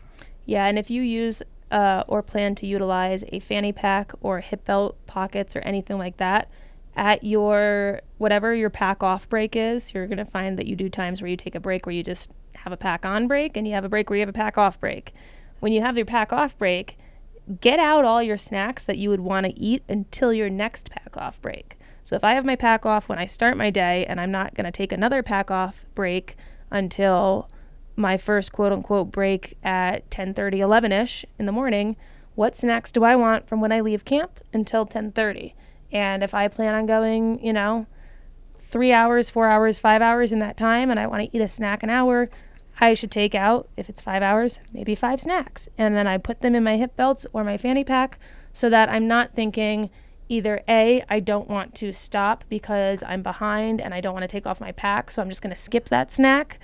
You just don't want it to feel like it's slowing you down, like put it in a place where it's easy for you to access, so you have no reason to fight yourself on whether or not you should eat it when the time comes. Yeah. Well said. Make the good decisions convenient. Yeah. Help you to help you. Yeah. Cool. Well, we'll just go directly into Trek propaganda. I asked Rachel to add some notes. She did. Okay.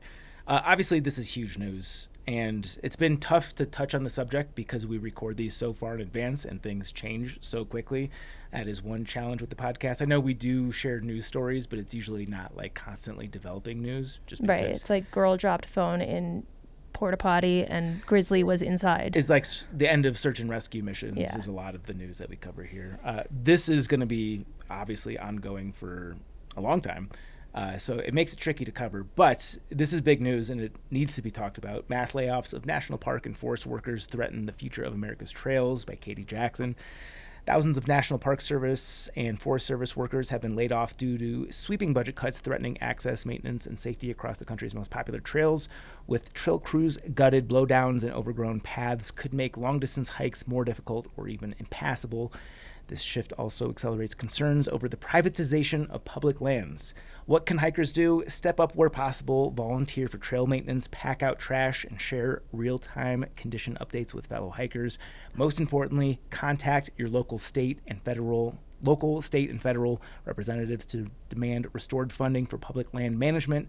Outdoor Alliance, previous guest Adam Kramer, makes it easy to send a quick message to Congress, and groups like the American Hiking Society and the Partnership for the National Trail System need support to continue their advocacy. Stay tuned for updates in the coming weeks. This will likely be a long fight over protecting our public lands, and we're going to do everything we can to stay on top of everything and let people know the best ways to help. But we obviously want to be measured in the way that we go about this, because I think sometimes people react to things before all of the information is at hand. Not the case here. I think obviously the mass firings, we know what's happening. And I now want to give a first-hand account from Rachel, who... Sweet Rachel. Sweet Rachel. Who can't spell my name. Yeah. Is she allowed to say that part? I'll just... If she wrote it. Yeah, she did write it. Okay. Our own Rachel has been working in Yellowstone. I'll have to check with her to see if she can say that recently, and has witnessed firsthand some of the chaos in the federal government right now. First, asking remote workers to go back to the office may sound simple, but it is really complicated in extremely remote park regions. There isn't enough housing for workers who want to be located close to their office. And when someone lives in park housing, that means that when they lose their job, they may also lose their housing and community. In addition to all the layoffs, there's also just a lot of confusion without having, this is all Rachel's writing, by the way, I'm reading what Rachel put, without having any real guidance or answers about whether a park will be able to hire seasonal workers makes it impossible for full-time staff who haven't yet been laid off to even plan effectively, because things change by the day and you're never quite sure what to expect. A park like Yellowstone gets close to 5 million visitors per year, and this puts employees in a difficult position trying to manage all these crowds. While protecting natural resources takes a lot of people, and without them, the visitor experience might be worse, which in turn could lead to fewer people visiting, and thus a twisted justification that gives all the employees weren't needed in the first place. Rachel, I didn't know that she got rambly there. I thought she said it very nicely. But yeah, obviously, the National Park Service is underfunded as is, so cutting staff is definitely not a good thing. So, people's voices speak loudly and importantly, and politicians want to be reelected, and if you contact your local politician and let them know that you're not going to reelect them if they don't fight on your behalf, that goes a very long ways. So I encourage you to, at minimum, go to the link that was provided by Outdoor Alliance. We'll include it here in the show notes. But yeah, also keep in mind that this is probably going to be a long thing, so gotta run the marathon here. Big thing to stress in regards to the world inside these earbuds in this studio room is we record podcasts in advance, right? Like we said at the beginning, we're in March. How does it feel? We're not actually in March, guys. It's February. It is February for us right now. So maybe when you hear this, something may have changed, and this might actually be kind of different from what we said because time has passed and things seem to be happening very quickly and a lot at once. So I can't imagine, if that's been the trend of how things have been going, that in the next month or month and a half until this reaches me in this present space to you and your ears hearing this, that things will not have changed. It could be way worse. Who knows? Like one time we recorded far enough in advance where we did predictions about what we thought COVID would be. And that we ended up cutting that one. That did not end up accurate. No. We realized, hey, if we air this when the episode's meant to air, it's going to look like we are so fucking insensitive because we had no idea what COVID was going to be at the time we recorded it. We just thought it was a silly little thing, right? But keep in mind that there is a big lag on when you hear these episodes versus when we record them due to us having to manage A, me at a full-time job, B, Zach with 3 children, and like we're not recording this on a Monday and putting it out on a Tuesday, right? So I'm just saying that because I've seen some of you guys be a little salty on our Instagram comments on some of the videos being like, why haven't you covered this yet? And it's like, buddy, we recorded that episode in December. Like What do you want from me? So just keep that in mind. We are trying, but also the nature of how we record is not one that is super conducive to putting out live news as it happens. It's just not. It doesn't always work when things change so quickly and we record so much in advance. So have some grace. Yeah. Also, we're obviously not trying to absolve responsibility. We realize No. we have a voice in this community, but to that point, I just like to point people to the Trek because it's much Right. easier to manage breaking news and more timely updates when it comes to website publishing versus the podcast requires quite a Right. bit of lead time. So And it's also like, it's not like we're saying like we don't want to have to say anything, but it's also like we want to give you accurate info. And if I'm telling you month-old info that I don't even know will be accurate at the time of your hearing it, am I doing you a disservice or am I doing you a service or a disservice? Like, is it better for you to seek out more frequently updated sources than this one?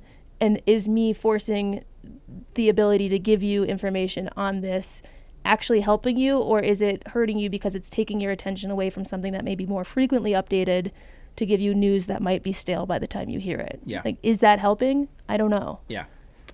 It just makes it very difficult to be measured in a response where things are changing quickly, and you're getting two very different perspectives on things. Mm-hmm. And just trying to make sense of everything. So just know that we are doing our best to actually assimilate all the information and give like thoughtful information as opposed to just like knee-jerk reacting to things, Yeah. which I think does happen quite a bit, and I don't want to be a part of that. So like I said, this is not an example of that, but I see it. Yeah. I see it happen, and I don't want to feed into it. And we do care, like, obviously, right? Like, we wouldn't be sitting here doing this for 8 years if we didn't care about this stuff. We do care. I am very overwhelmed. I feel like it's info overload. I feel like that might be the point, but trust me, I feel it too, and I care. And one more piece of Badger sponsorship, piece of Trek propaganda, is another follow-up from the Badger sponsorship. This is, this is from TJ. He'll give himself Business fund to help. But TJ at Rebuild Hot Springs area, the nonprofit beneficiary from this year's Badger sponsorship, and here he is.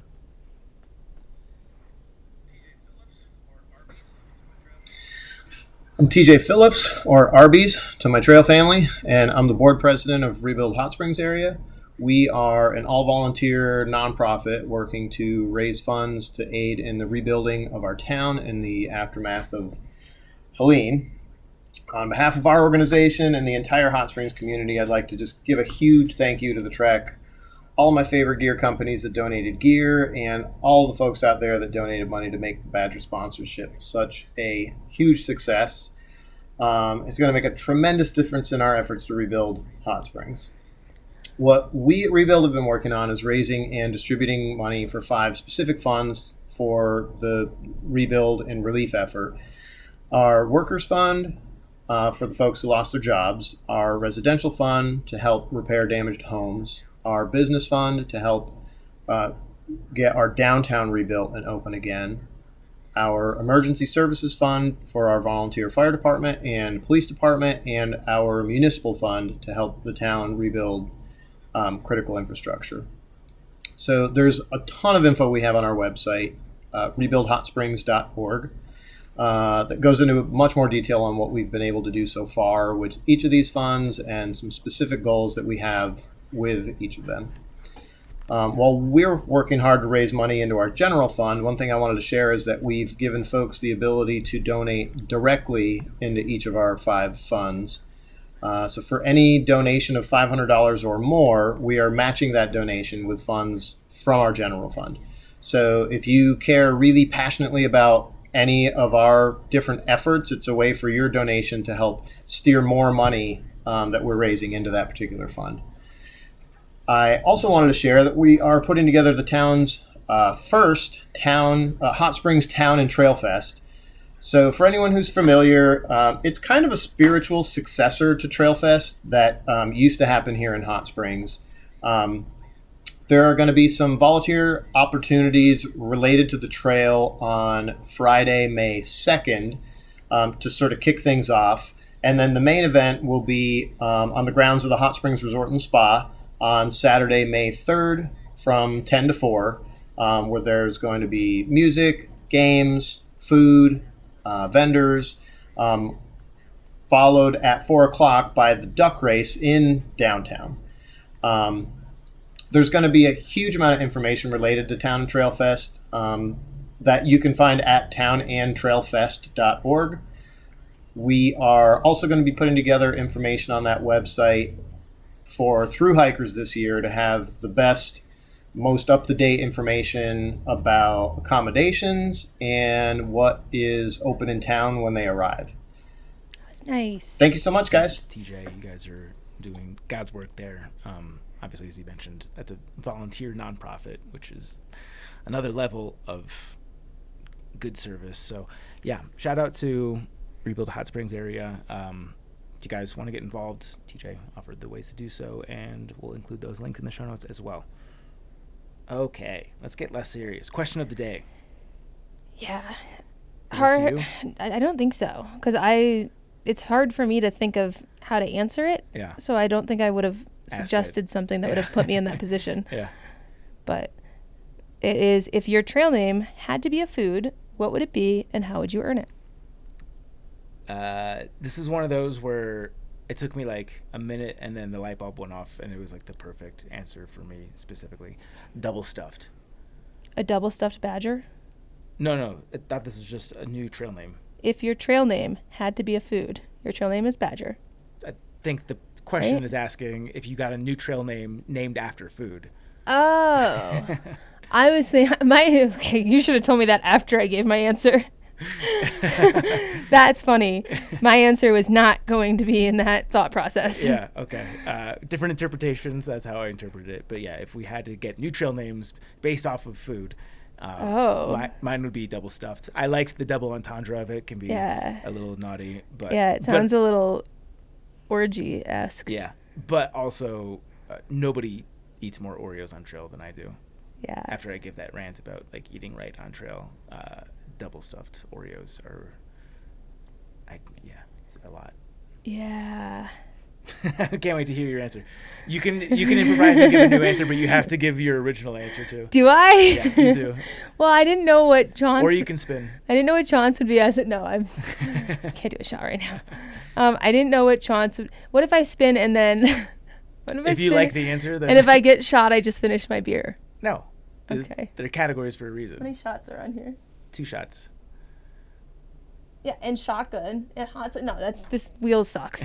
My original answer was thinking if Chaunce had to be a food, and then I couldn't think of a food that made me think of Chaunce. So then I thought, when I put in effort, I'm kind of a tasty snack, right? So, and I would earn it by just being a cutie patootie. That clearly was not the point of the question. So your trail name would be Tasty Snack. Tasty Snack. So you did alter your trail name. Yeah, but based on my name. My trail name is Chaunce, and if it had to be a food, it would be a tasty snack. Yeah. Okay. All right. Because when I try, I can clean up pretty well. But I didn't know, like, Chaunce doesn't make me think of any specific food. Okay, now that I understand the plot, probably. You clearly didn't ask this question. Yeah, no, this does not come from my brain. Like either like gummy worm or sweet chili Dorito. We can come back to it later. Yeah, I'm gonna need some time to reprocess this. Yeah, you have a whole new question on your lap now. Great. Okay, this is apparently your submission for Triple Crown. It felt like a Rachel idea, but she insisted that you get credit up for this one. This is the Triple Crown of Backpacker Radio Starter Pack episodes. Do you want to give context to how you interpret that, or is that self-explanatory enough? That's self-explanatory enough. Okay. Do you want to give the listener context? Do you think that they might not think it's self-explanatory enough? I'll say that I approach this in 2 different ways. I'm hoping that I have categories for my honorable mentions and the ones I'm going to use here, but I'm going with the ones that I think would be like most indicative of what the podcast is, like flagship episodes. Yeah.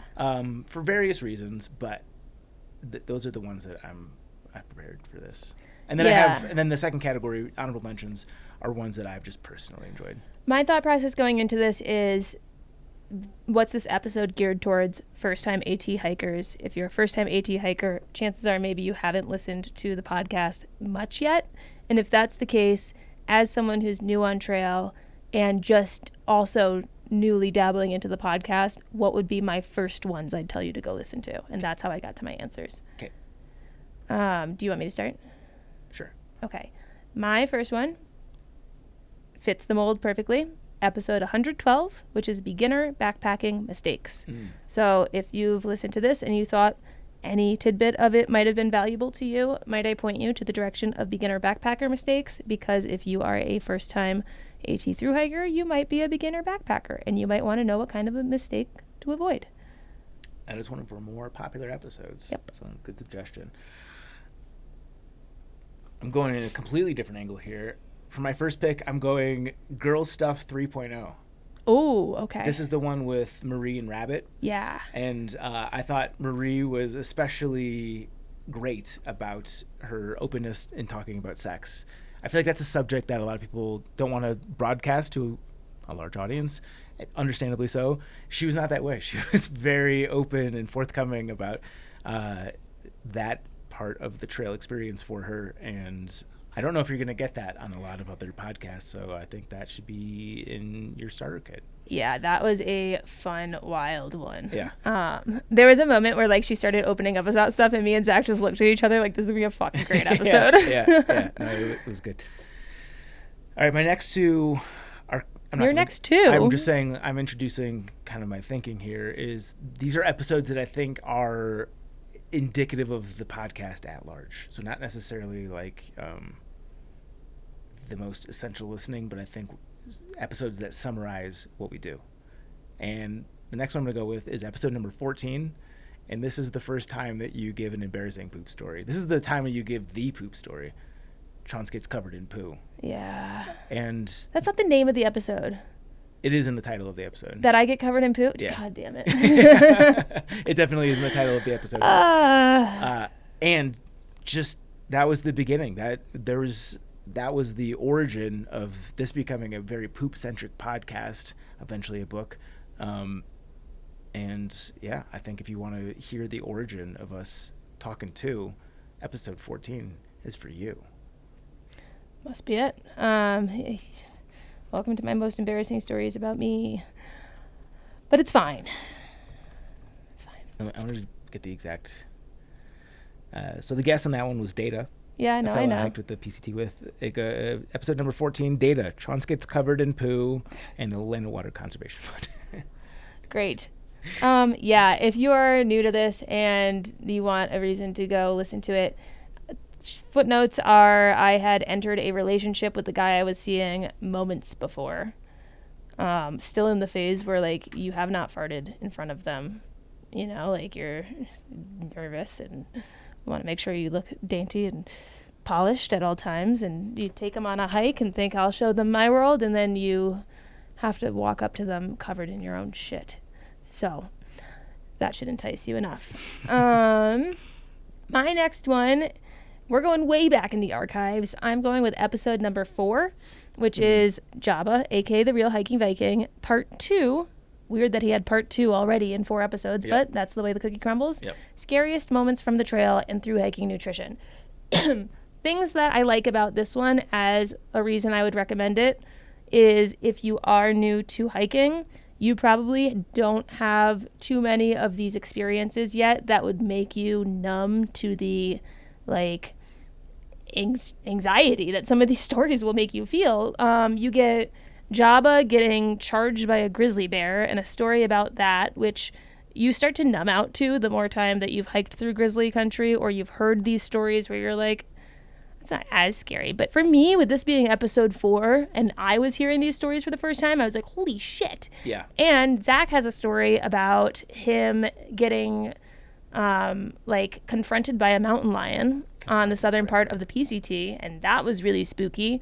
I don't remember what scared me or what I said mine was, so I guess selective memory there, but I for the first year or two of the podcast, would point people towards that episode, because I'm like, if you aren't immersed in this yet and you haven't heard enough of these stories where like you just don't care yet, these ones will give you a feel for the old school BPR where we were like little basement recorders and not very good at this job, and B, just give you some cool, fun, scary stories to keep you up at night. Yeah, I agree. That was a good one. Yeah.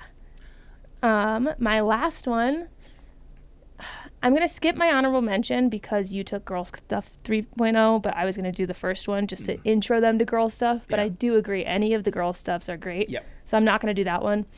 I'll go with my honorable mention, which was episode 108, Weezer and Dirty Avocado on the Arizona Trail.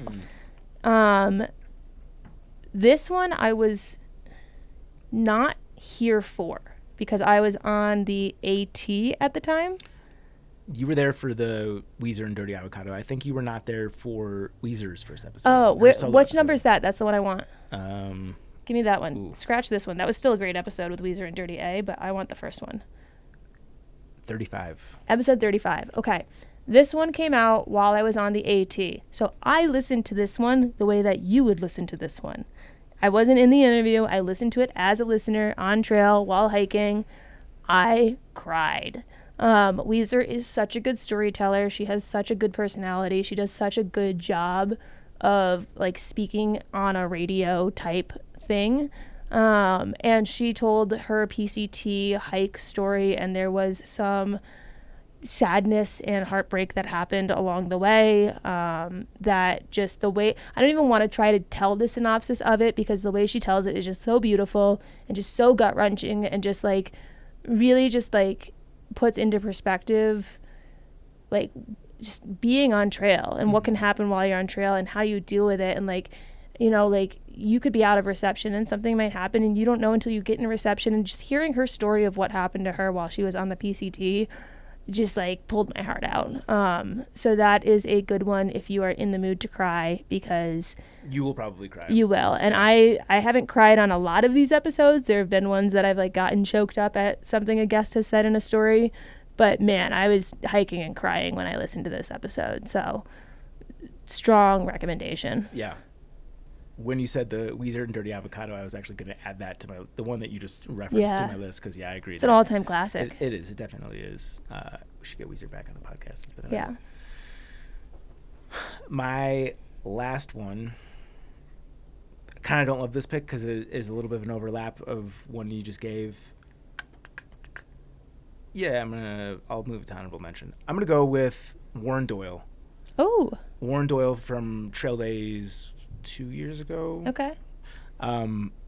Obviously, if you know anything about AT culture, you know Warren Doyle's name. He is a legend in through hiking at large, but especially his efforts on the AT are second to none. And he's very outspoken and countercultural on many things. And I went into the interview not being entirely sure of what to expect, because he has some things that I don't necessarily agree with.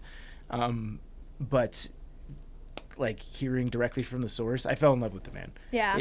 I still don't agree with some of the things that he believes, but I very much respect him, and he's very smart and he cares a lot.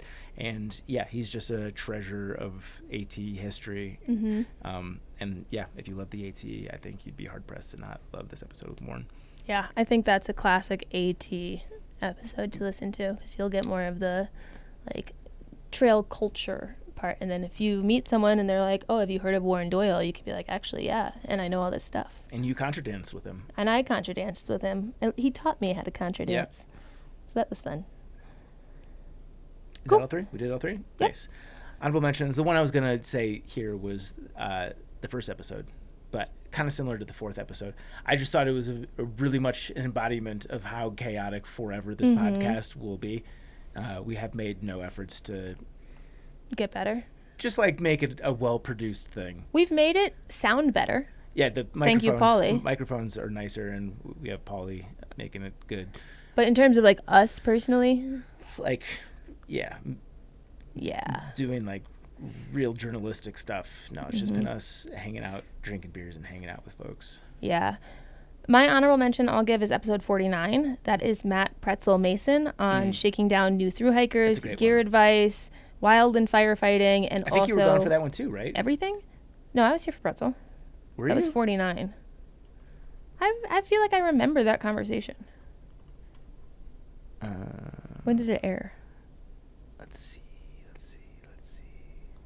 October 18th, 2019. Yeah, I got back in Okay. the end of middle August. Okay. Yeah, this was right This is back in the days where we were recording before at the my old TCT. house. Yes, we Yeah. recorded this in your old house, Yeah. correct?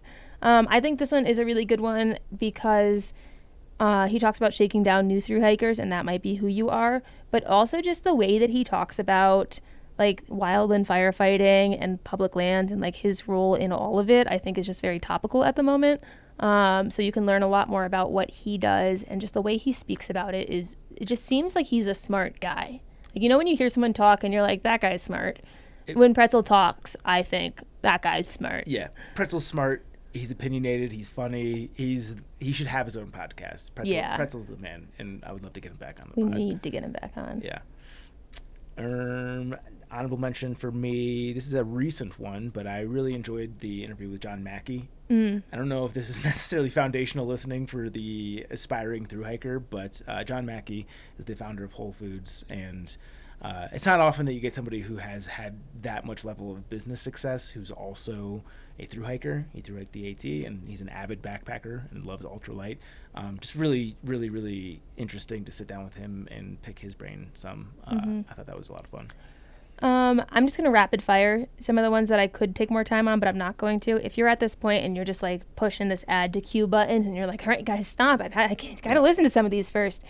Might I also recommend in the genre of this episode 160, Beginner Backpacking Mistakes 2.0, episode 138, Hiking the AT, How to Prepare, Reduce Pack Weight, and Transition Post-Trail, episode 140, Hiking the Appalachian Trail Part 2, How to Train, Dangerous Wildlife, and more. Episode 103, How to Train for a Thru-Hike, featuring Dr. Freeborn Mondello. What other ones can you think of that are related to if people are on the AT for the first time? Ooh, I think we have another AT episode. What's the one we did with Java? Is that one of those two that you just...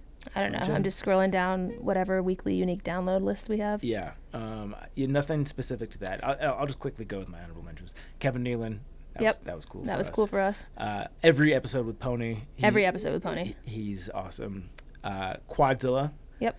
Especially his first episode, I thought was excellent. I'll say episode 17, Thru-Hiking Injury Prevention with recovery tips with Dr. Emily Kelly. That could be good if you find yourself with an injury you've never experienced before and you're like, what is this?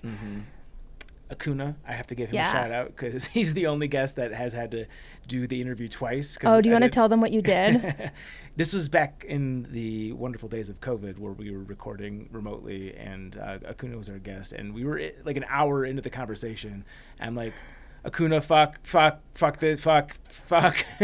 and it dawned on me that I didn't hit the record button. This so. wasn't too far back. We were in this room.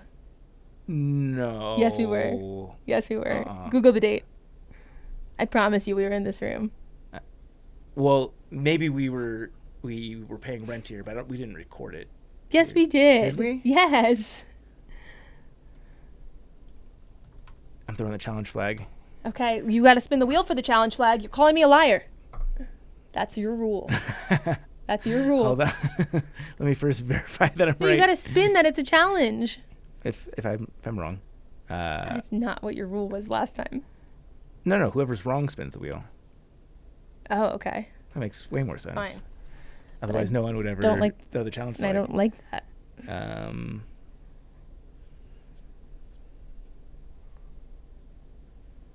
It's gonna take a second to figure out. Because did we put it on YouTube? I feel like we put it on YouTube, right? Maybe. If you're new here, this is normal.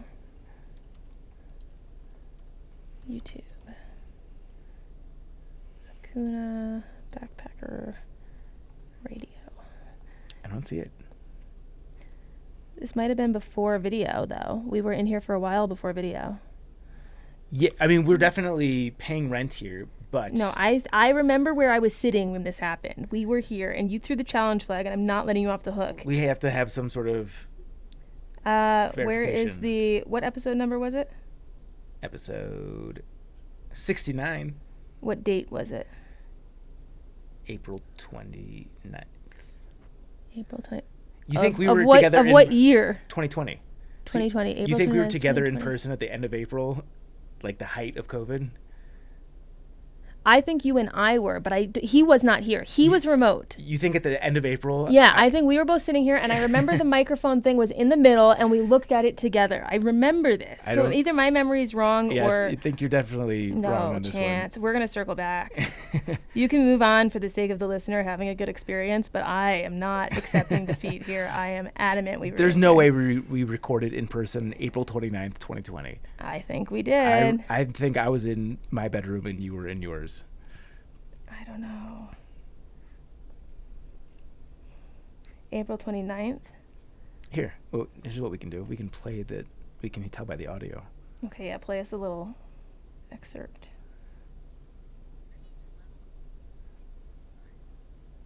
Ready to level up. The night, just wide-eyed, sweating, and trying to Recognize what's happening. I think for look at you hear your voice. In that instance. Come back to it. Let me hear my voice. it for like a lot of us, it happens and it's over with just as quick. Mm-hmm. So it's just about giving us I was space in and Golden letting us slowly hiking get on May back 2nd. to where we are. 3 days later, by the way, that's not trying to shake us into it, because all you're gonna do is startle us more.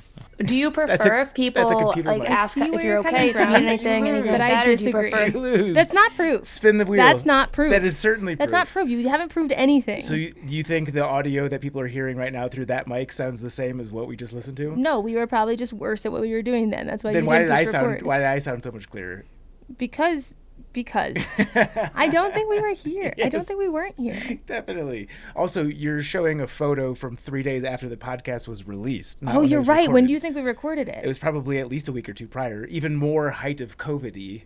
Okay, no, that's good. That gives me a place to go back to. I was looking around April. Yeah, you definitely lose, by the way. Oh, shit. I've got a photo of us zooming him. Why do I remember being in here when that happened? I don't know, but here's your wheel. Has he come on again? No. Wow. Maybe we just talked about it. We definitely have talked to him about it. Okay, well, I hate myself.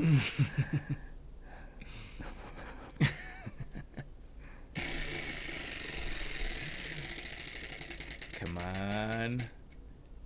Karaoke. Oh, good one. All right. Pick your song. Oh. This is good. Oh, no. I'm going to go with my classic cop-out, which is not doing tequila. I'm not doing tequila. You have to sing something. But the people are going to revolt. I will do. This Excuse is for me. the people. I'm trying to speak here. Let me look it up. I will do We Didn't Start the Fire because I can say all the lyrics really fast. Okay. And it's more spoken word, and I don't have a single musical bone in my vocal portion of my body.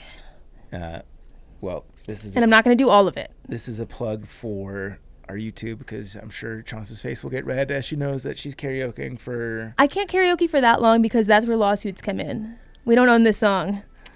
Karaoke is different. You're... Hold on. Oh my God, are you not going to... There's no words? How do I know when to start if I don't have the screen that shows me the little words with the highlight? I gotcha. Okay. Cool. Thanks. But yeah, from a legal standpoint, we're fully covered because this is a...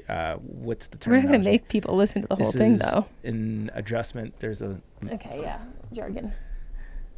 With my glasses on. Gotta see it. Okay. We're like 5 seconds away from words.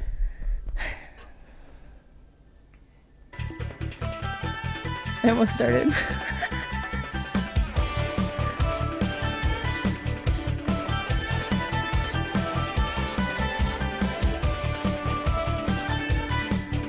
Harry Truman, Doris Day, Red China, Johnny Ray, South Pacific, Walter Winchell, Joe DiMaggio, Joe McCarthy, Richard Nixon, Studebaker, Television, North Korea, South Korea, Marilyn Monroe, Rosenberg's, oh, hold on, there's a bit there.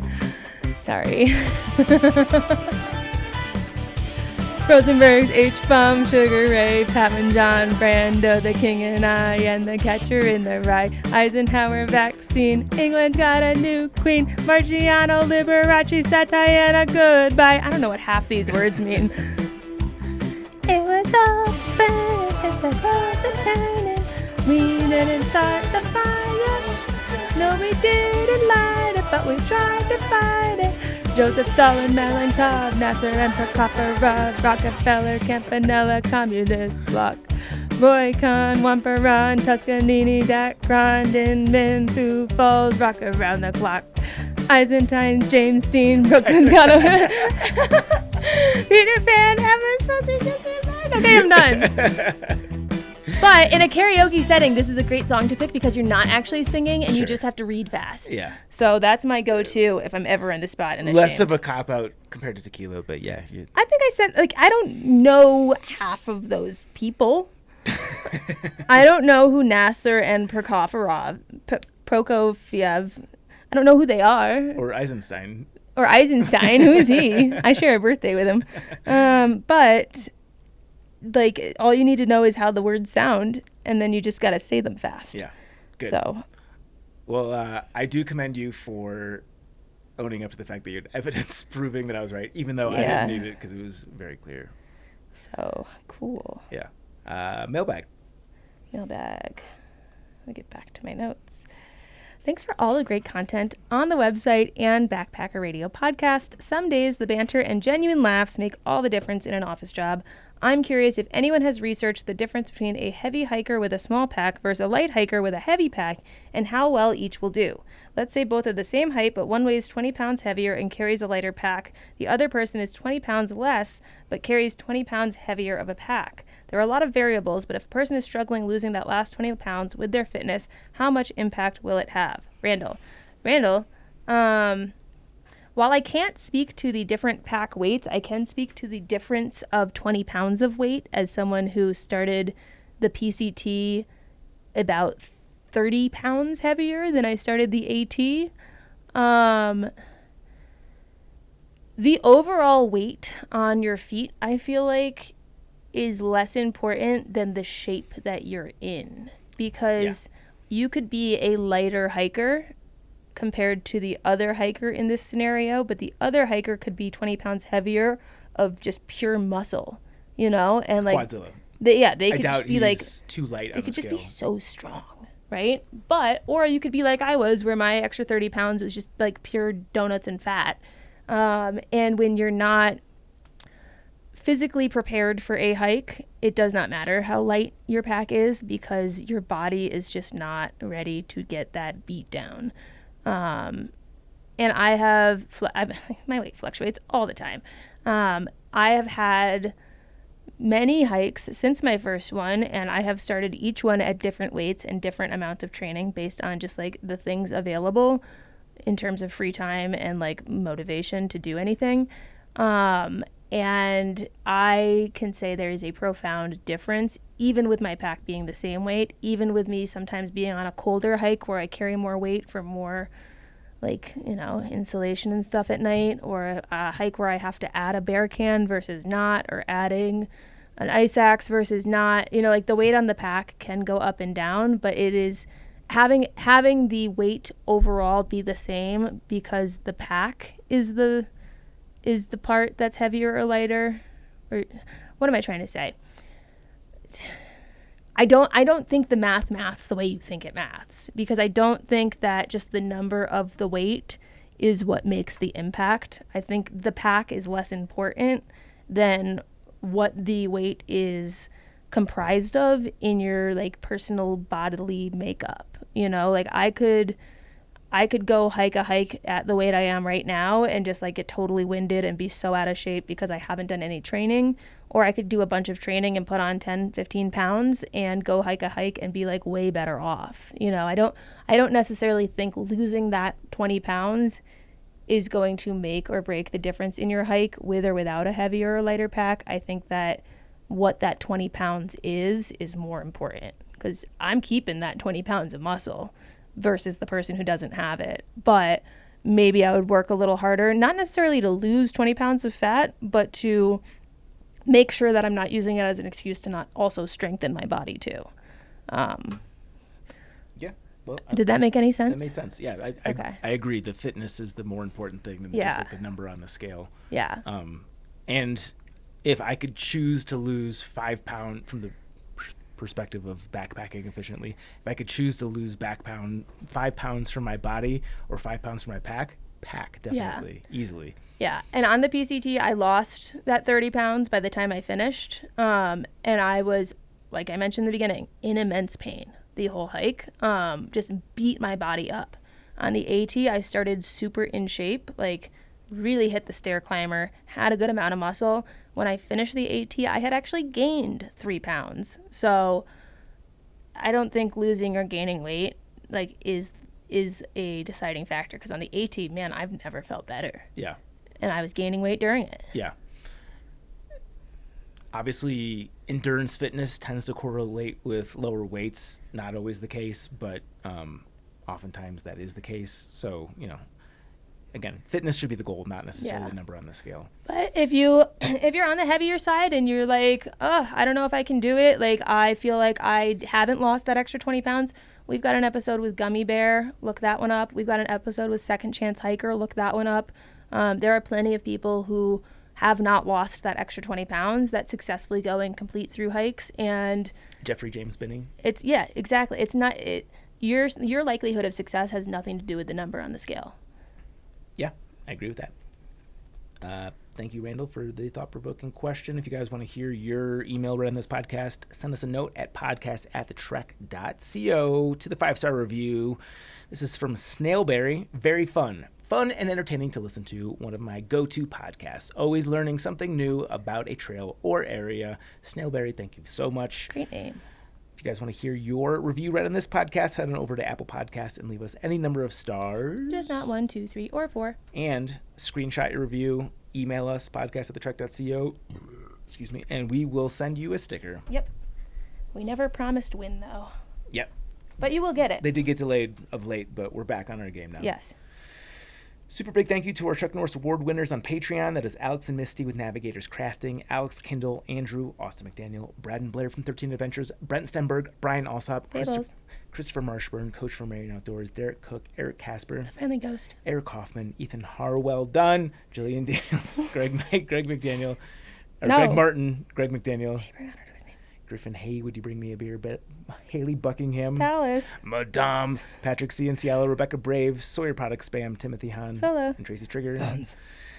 Thanks to our guy Paulie at Old Man Murph's. I asked him for his tagline. He said, "This is so funny. Roasted to order, single origin coffee from our place to your face. Go get some delicious beans at ommscr.com." Did he not like us saying, "Get some of Paulie's beans"? I reached out to him being like, is there a better thing that I should be saying than just me rambling about your beans? And he said, this is what we say, but say whatever you want to say. So I want to say what he wants to say. Yeah. Follow us on social media at Backpacker Radio on Instagram and TikTok, at BackpackerPod on X, Facebook.com/Backpacker Radio. You can follow Chaunce. You can find me on Instagram at Juliana_Chauncey. You can find my videos on YouTube at Juliana Chauncey. Hiking from Home, a long-distance hiking guide for family and friends is the book that I pulled that budget blurb from, and pinkblazepro.com is the URL that you can go to find my video editing services. Appalachian Trials and Pacific Crest Trials are my books. If you read it and enjoyed it, be grateful for a review. Or Same. If you read it, I'm not going to just you don't have to enjoy it. Only the good reviews, but those are the ones that we like the best. Yeah, we do like reviews. Follow us on YouTube. Hi, Internet. What's up, YouTube? That's it. Thank you so much for listening, and happy hiking. Bye.